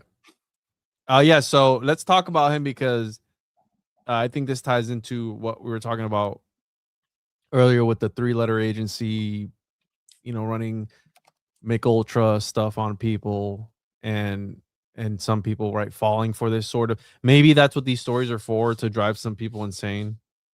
In my opinion, I think that's part of the conspiracy culture. Guys, can you see how Juan's trying to gaslight me over? I'm not gaslighting you. Forgetting. I said what? I said that the news channel was in Florida. You said it happened in Florida. Yeah. I didn't from want Florida. You can correct me on air. See, Juan didn't have the balls. No, To because say in the moment. you act like a bitch about it when I correct you on air. That's why I Act like a respected you bitch. enough to tell you in the private chat, so nobody else is like, "Hey, Longo, you're a retard and you got it wrong," right? So No, I sent you a little private message, bro. Hey, dude. Hey, Here, nudge, watch. nudge. We're gonna Hey. watch. Hey, it We're gonna happened in watch the whole- Burbank, California, where See, now listen, it doesn't matter where the hostage situation happened. That doesn't relate to what we're talking about. What does relate to what we're talking about is this guy, the gunman, his father worked for IBM yes, and the family was from Florida. And he made some claims about IBM and the CIA, and that's what he really, really wanted to get out on air. That's why he did this, put his life on the line. So, here, let's watch. We're gonna watch this. Give me 1 sec.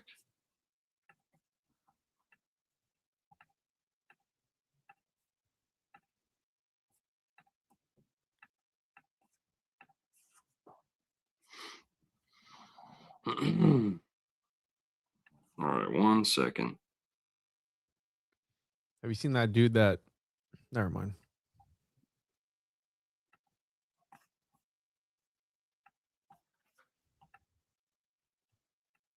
All right, this is David Horowitz taken hostage on live TV, 1987, from the Watch Fight Back YouTube channel. All right, let's react. We're going to react to it.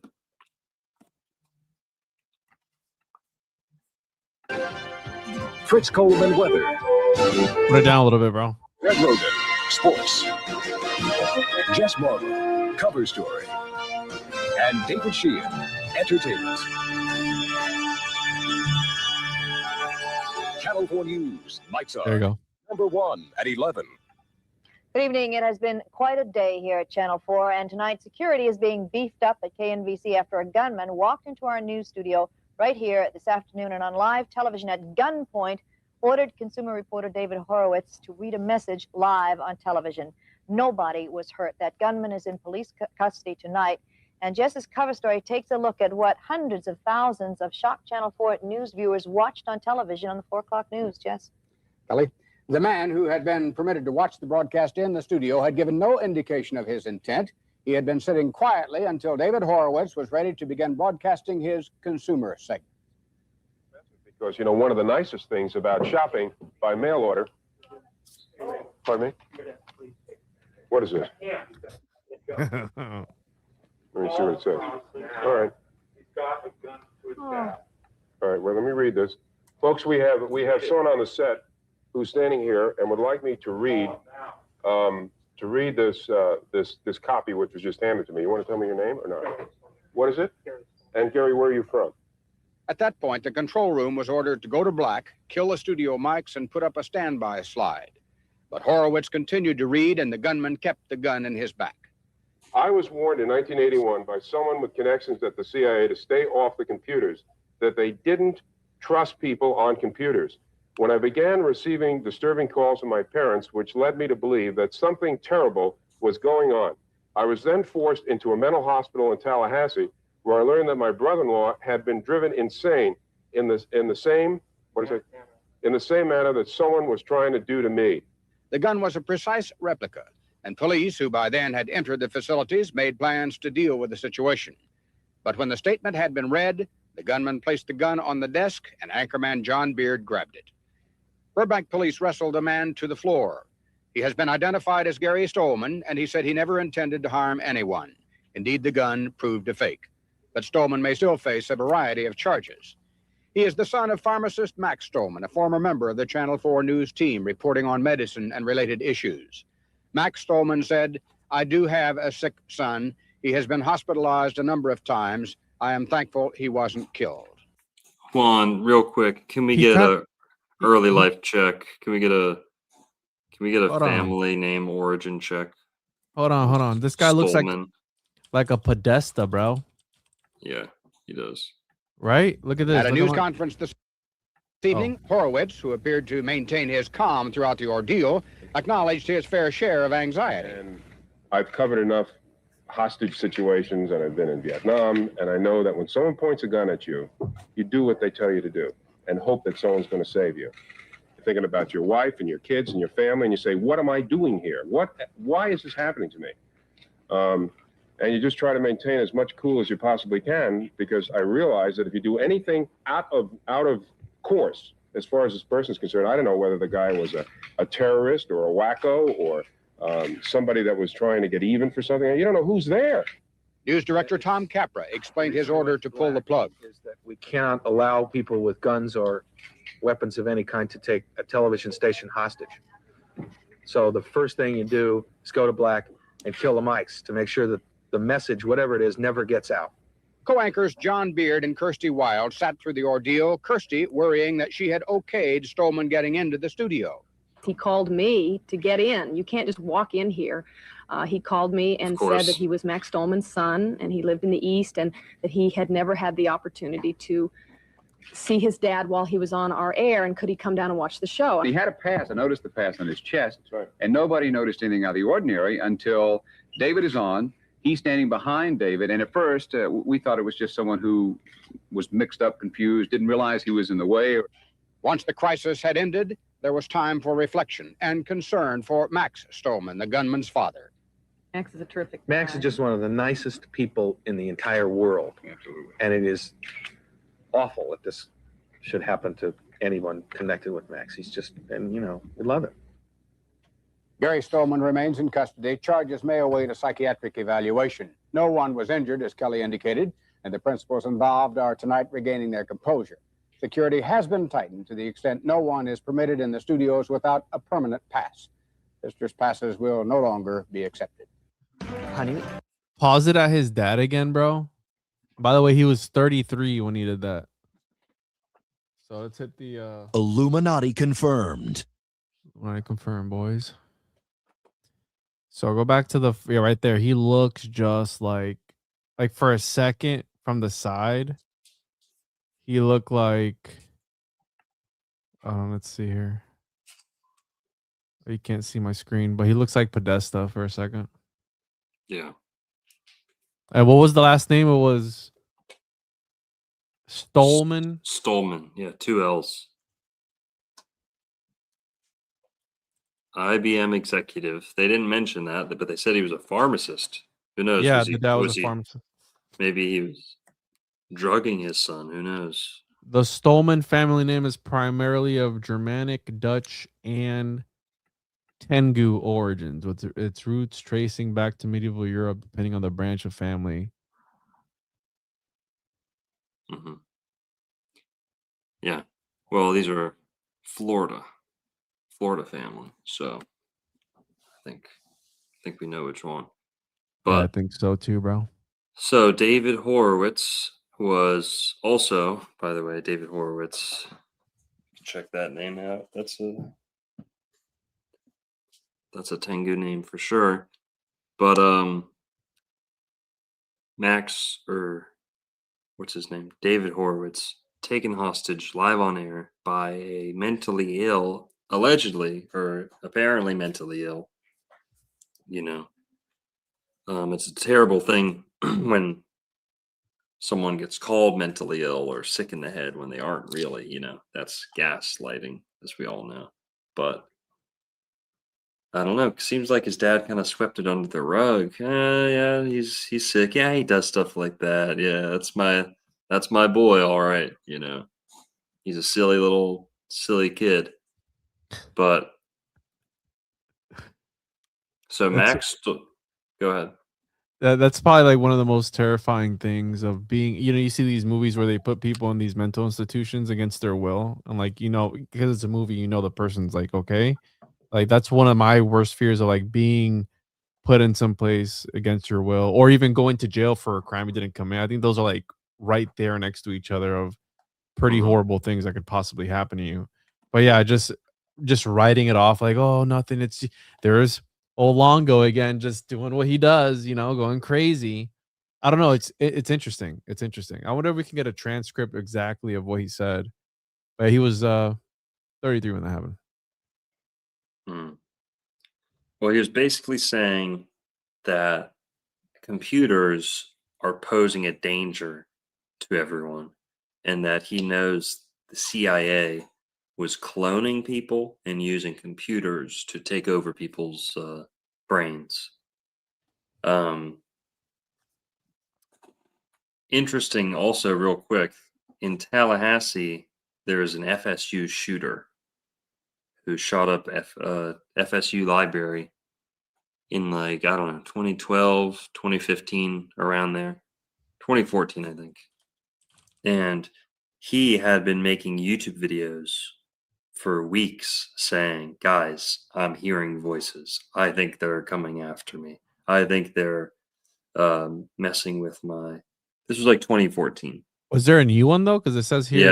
Yeah, there was a new one. But check this out. So we're talking about the computers helping, right? Driving people. Ooh. Lawsuit accuses ChatGPT of helping plan FSU. What? Oh, well.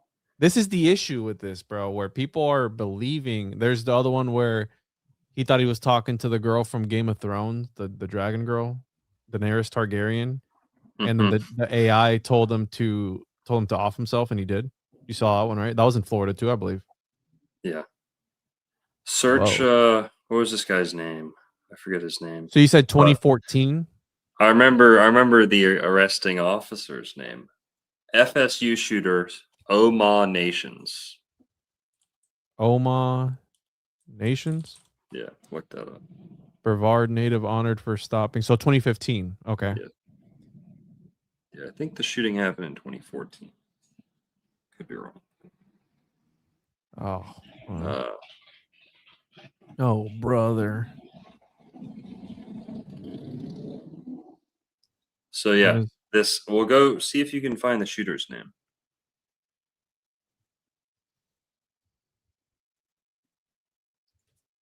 Basically, he believed he was a targeted individual. So just put 2014 in, bruh. Trust me. There you go. Oh. I was right. Yeah, you're right on this one. Yes, Longo, you were right on this one, dude. Yeah. Let's see here. So Florida State. This guy's name. So this guy claimed he made YouTube videos saying, yeah, I'm a targeted individual.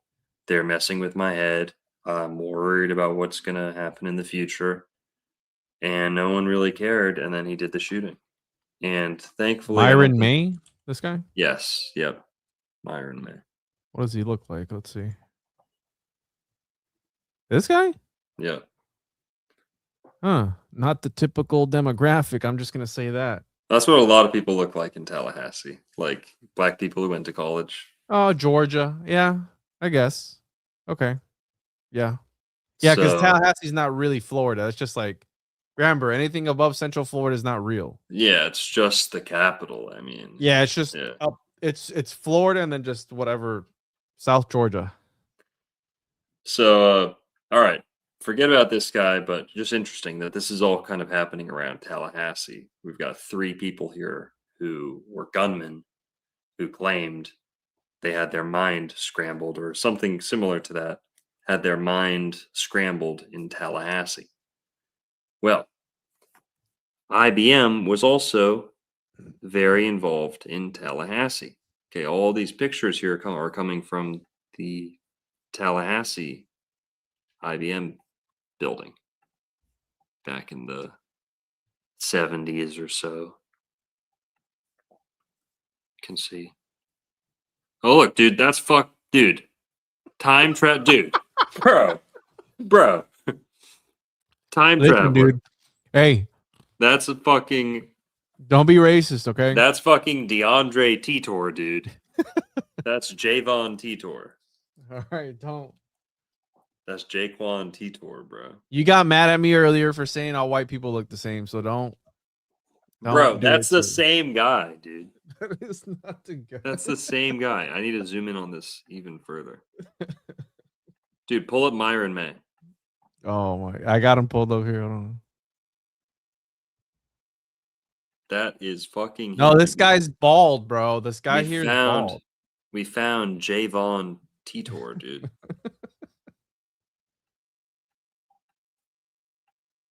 Where you at? Dude, straight up, bro.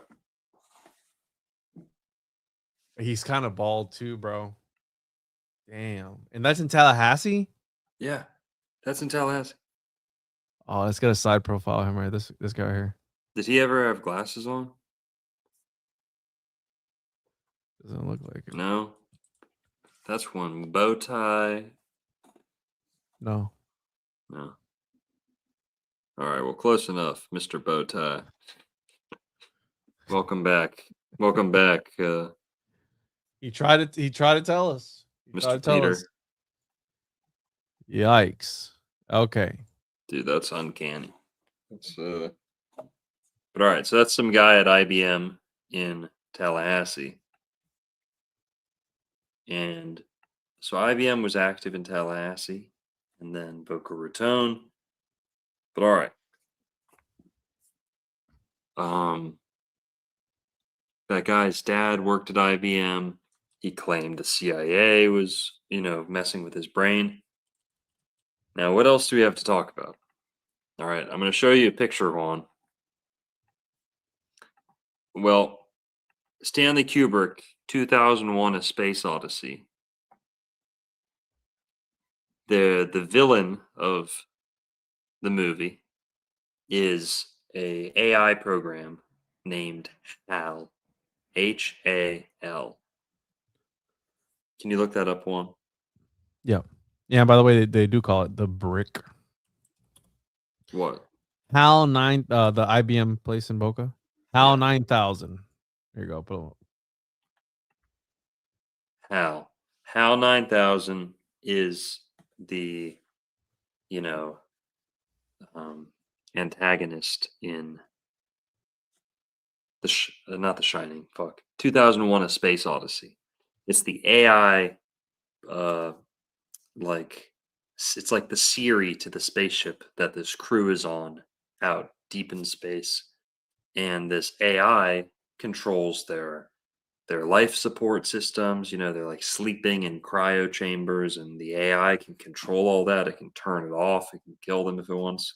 It lets all the doors open and close back into the ship. And over time, this murderous AI, this jealous, desperate AI consciousness, thing, eliminates the crew of the ship, except for one survivor, who is then kind of lost in space and taken in by like a alien god or some distant interdimensional intelligence that can like travel space-time. And it's kind of like time travel. There's elements of time travel to that movie, not explicitly, but you get a taste of like time travel and the folding of time and dimensions opening up at the end of that movie. Hal, who is this AI force that's like working against humanity, humanity's like on path to like meet their creator and I don't know, penetrate this nice alternate dimension and Yeah. whatever.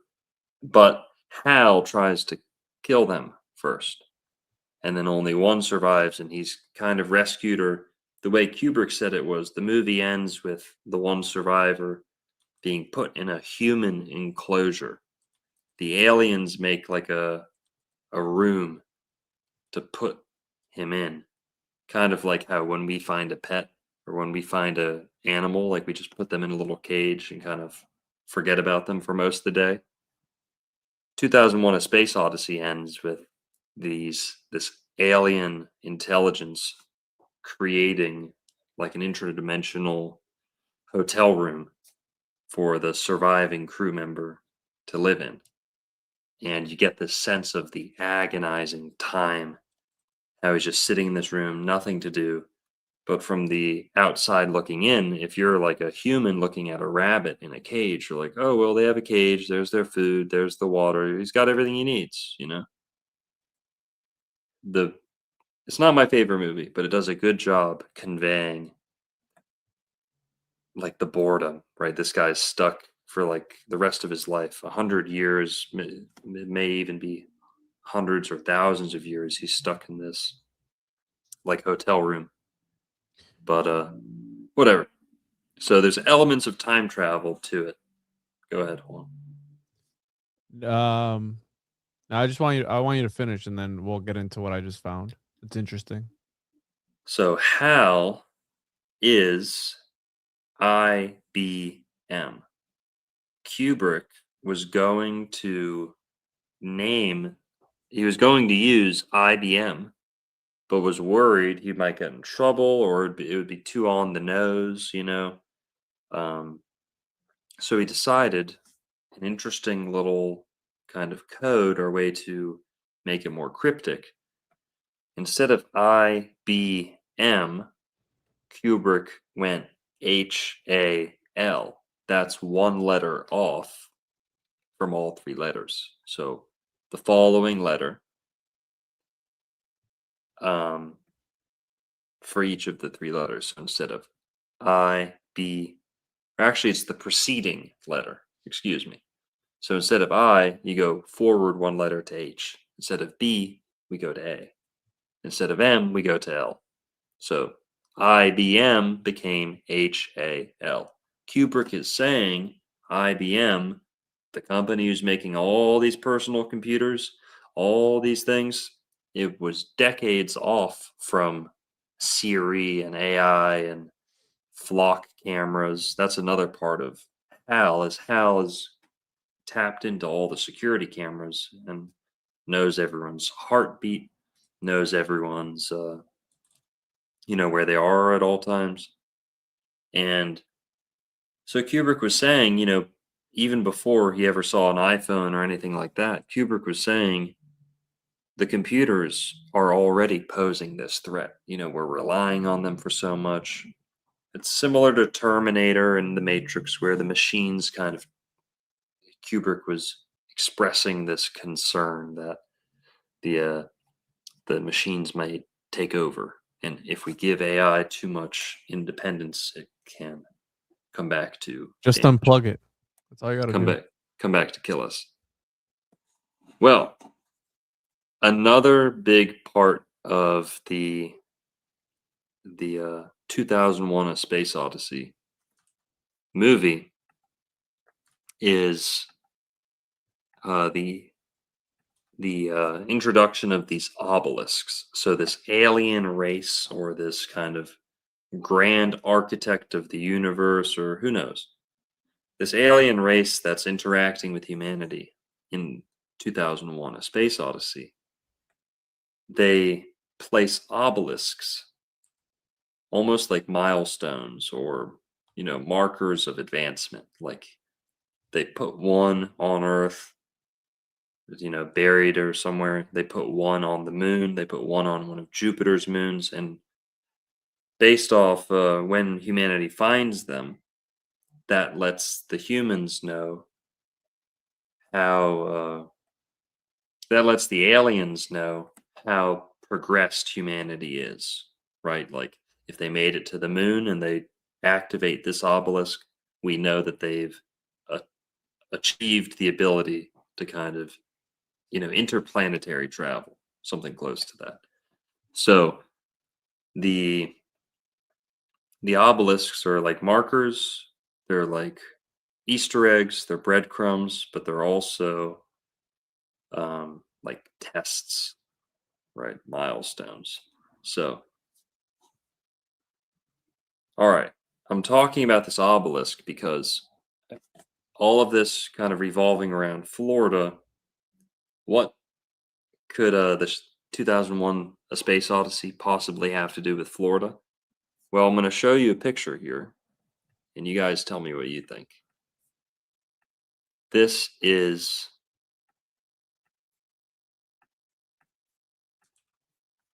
a picture that I made. side by side comparison. You guys see that? Titor strikes again. Okay. On the right there, that is an infamous scene from 2001: A Space Odyssey, where the obelisk that was placed on prehistoric Earth is discovered by a group of apes, or humans, archaic humans, hominids, and they're so kind of dumbfounded, awestruck by this object, by the geometry of it, that they seem to worship it, right? And it's even kind of implied that this interaction may have even been the birth of religion and civilization in this timeline, or this narrative, according to the movie. So on the right there, the scene from 2001: A Space Odyssey, the apes kind of worshiping, venerating this obelisk. On the left, what we're looking at is the Timucua Indians in Northeast Florida, who are worshiping a column that the French Huguenots left behind when they came to Florida in 1562. Between 1562 and 1565, the French were around St. Augustine, Jacksonville, parts of South Carolina, and the Huguenots were trying to set up a colony.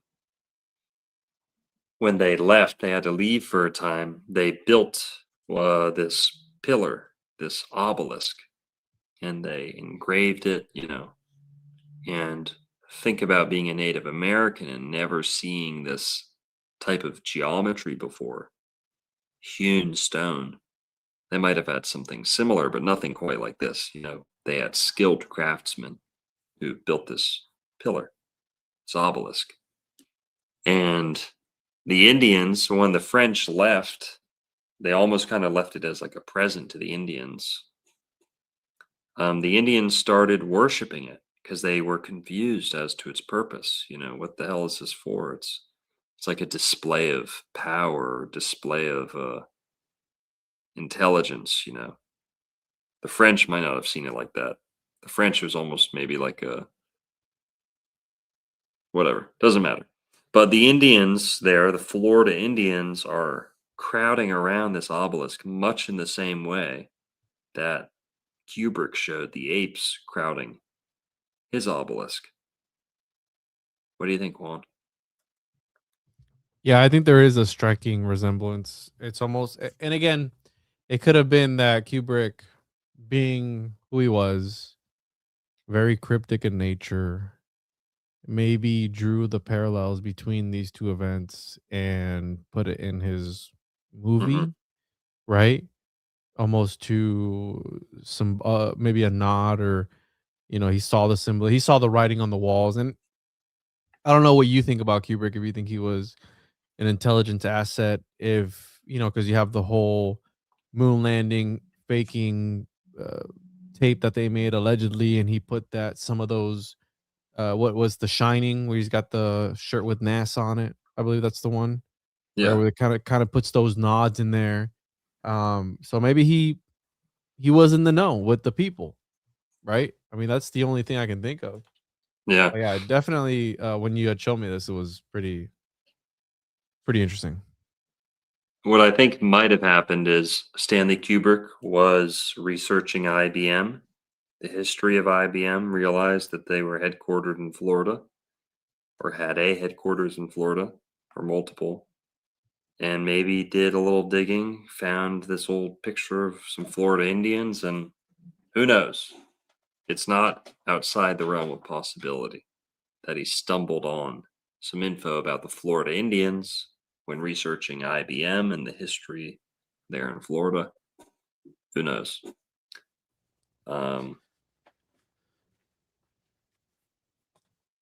So Good. Go ahead. No, I couldn't find the actual thing, but the AI decided to, right? The AI likes to do funny things. And somebody in the chat mentioned something about an IBM plane going missing by Little St. James or whatever. And so I had Googled IBM computers in Little St. James, and it came up with this. Like it's really weird that it came up with this specific thing.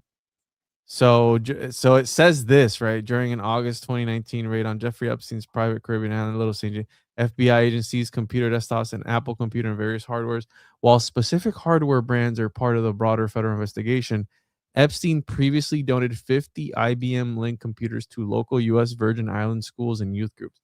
But see, I'm not able to. He did, for a fact, donate to the Virgin Islands and the kids, like kids with disabilities. He gave them Kindles. He gave them computers and all this other stuff. So he did give to the kids and the Virgin Islands, but I can't confirm that it was actually the IBM computer, because that'd be interesting, right? IBM, and then it's IBM Link computers.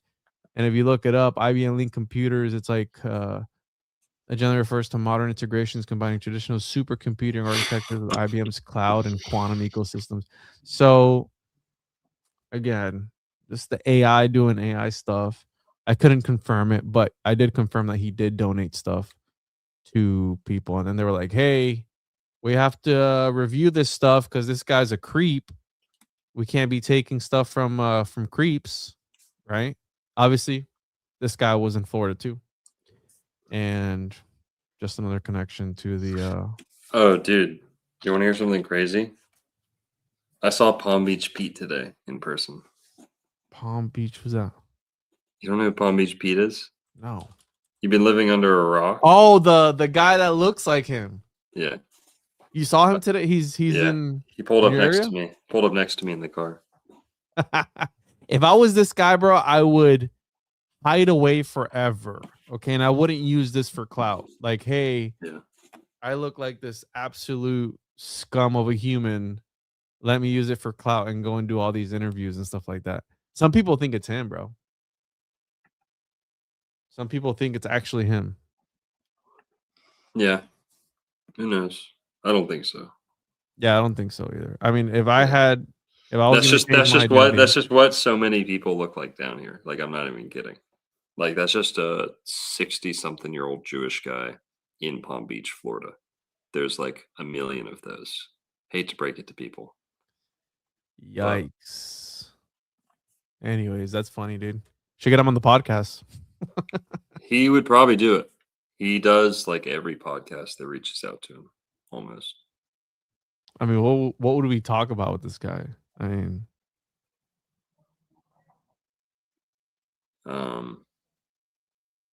hey, you look like Jeffrey Epstein, bro. How does that feel? Yeah, he's really milking his 15 minutes. Yeah, I'd stay away from that one, dude. But all right, I think we covered everything, guys. Yeah. Pretty crazy. IBM. You know, a lot of people talk about John Titor, but not many people have ever tied it into that hostage situation.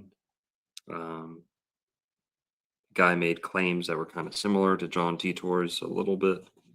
And who knows if Titor could have been another one of these people in one of these programs that was made to believe that they were a time traveler, right?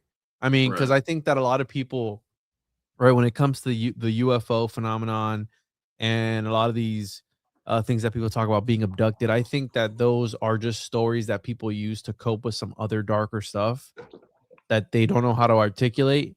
So therefore, their minds just go to like, hey, I was abducted by aliens and they did stuff to me, while it was actually them as like a young person and a family member was doing it to them. Like, I think that a lot of that stuff is just a way for people to cope with trauma. And who knows if, right, this guy went on the news and went on this rant and people just dismiss him. But a lot of the times, I mean, it could go either way. They could be telling the truth, how they could just be coping with, large amounts of stress and things like that. So I don't know. You can't throw out the baby with the bathwater 100%, but you get what I mean. Mm-hmm. Yeah, well, Palm Beach Pete never throws out his baby bathwater. Yeah. Ever. Baby bathwater. Never mind. Yeah. All right, we'll just wrap it up here. Guys, thanks for tuning in. Guys and girls, thanks for tuning in. Go subscribe to One on One podcast if you haven't already. And we'll see you next Thursday. We'll try and come up with a cool don't hit topic. me up Wednesday to give me the topic for today. Okay, let's decide today for the topic next Thursday. Okay. All right. All right. All We'll right. see. Okay. All right, everyone. Have a good night. Have a good night. Peace. Bye. Yep. Wild Indian, yeah. Hey, V, line them up. I'm a wild Indian, I go crazy. He ain't really Indian, that boy fugazi. I just keep it player, you can never play me. You got an ass so fat, girl, let's make a baby. And another one. Then I'm back to the trap, I'm trying to double some. She a bad woke chick and I love her tongue. We some jurisdiction boys, we some one-on-ones. Look, don't compare me to no Martin dog, I'm like Malcolm X. Die by our freedom, we'll leave a crack and stretch. Round of applause, boy, we clapping text. Chucky dog, child's play, yeah, nigga, that's what's next. Open up them cans just like Arizona. Pull up masked up like we got the Rona. We set up jurisdictions when we buy the corner. How you claiming that's your hood and you not the owner? Be the B, I just pulled up in the need for speed. Free the land, tell the colonizers that they need to leave. Wild Indian up in my veins, you know how we bleed. You ain't gotta lie about who we is, dog, just keep it G. We at war, we can't keep the peace. Since we at war, gotta keep the peace. Whack a cone, then I meditate. Should I need to breathe? Keep a Olmec head when we slide, dog, cause we the shit. Like my niggas said, bitch, we the shit. I can't keep the peace. If it pop off, then I want a piece. I'm just on release. I'm in go mode, motherfuck the thief. In these streets like EBT, when we at war, make peace with me. I don't give a damn, understand. Fuck who stole this land, white or black or tan. Understand, it's fuck who stole this land. Might have seen me get little buddy these hands. He wasn't no abo man. A lot of these dudes is Sambo man. They full of shit like my ammo can. What they call an N-word out the wrong mouth as an ambulance. Wild Indian, get it in advance, or you can post date it. Ask around, I'm the most hated. Straight sacred, they stole acreage. Go ape shit, show ain't shit. It won't be televised, I don't tape shit. Be the B, I just pulled up in the need for speed. Free the land, tell the colonizers that they need to leave. Wild Indian up in my veins, you know how we bleed. You ain't gotta lie about who we is, dog, just keep it G. We at war, we can't keep the peace. Since we at war, gotta keep the peace. Whack a cone, then I meditate. Should I need to breathe? Keep a Olmec head when we slide, dog, cause we the shit.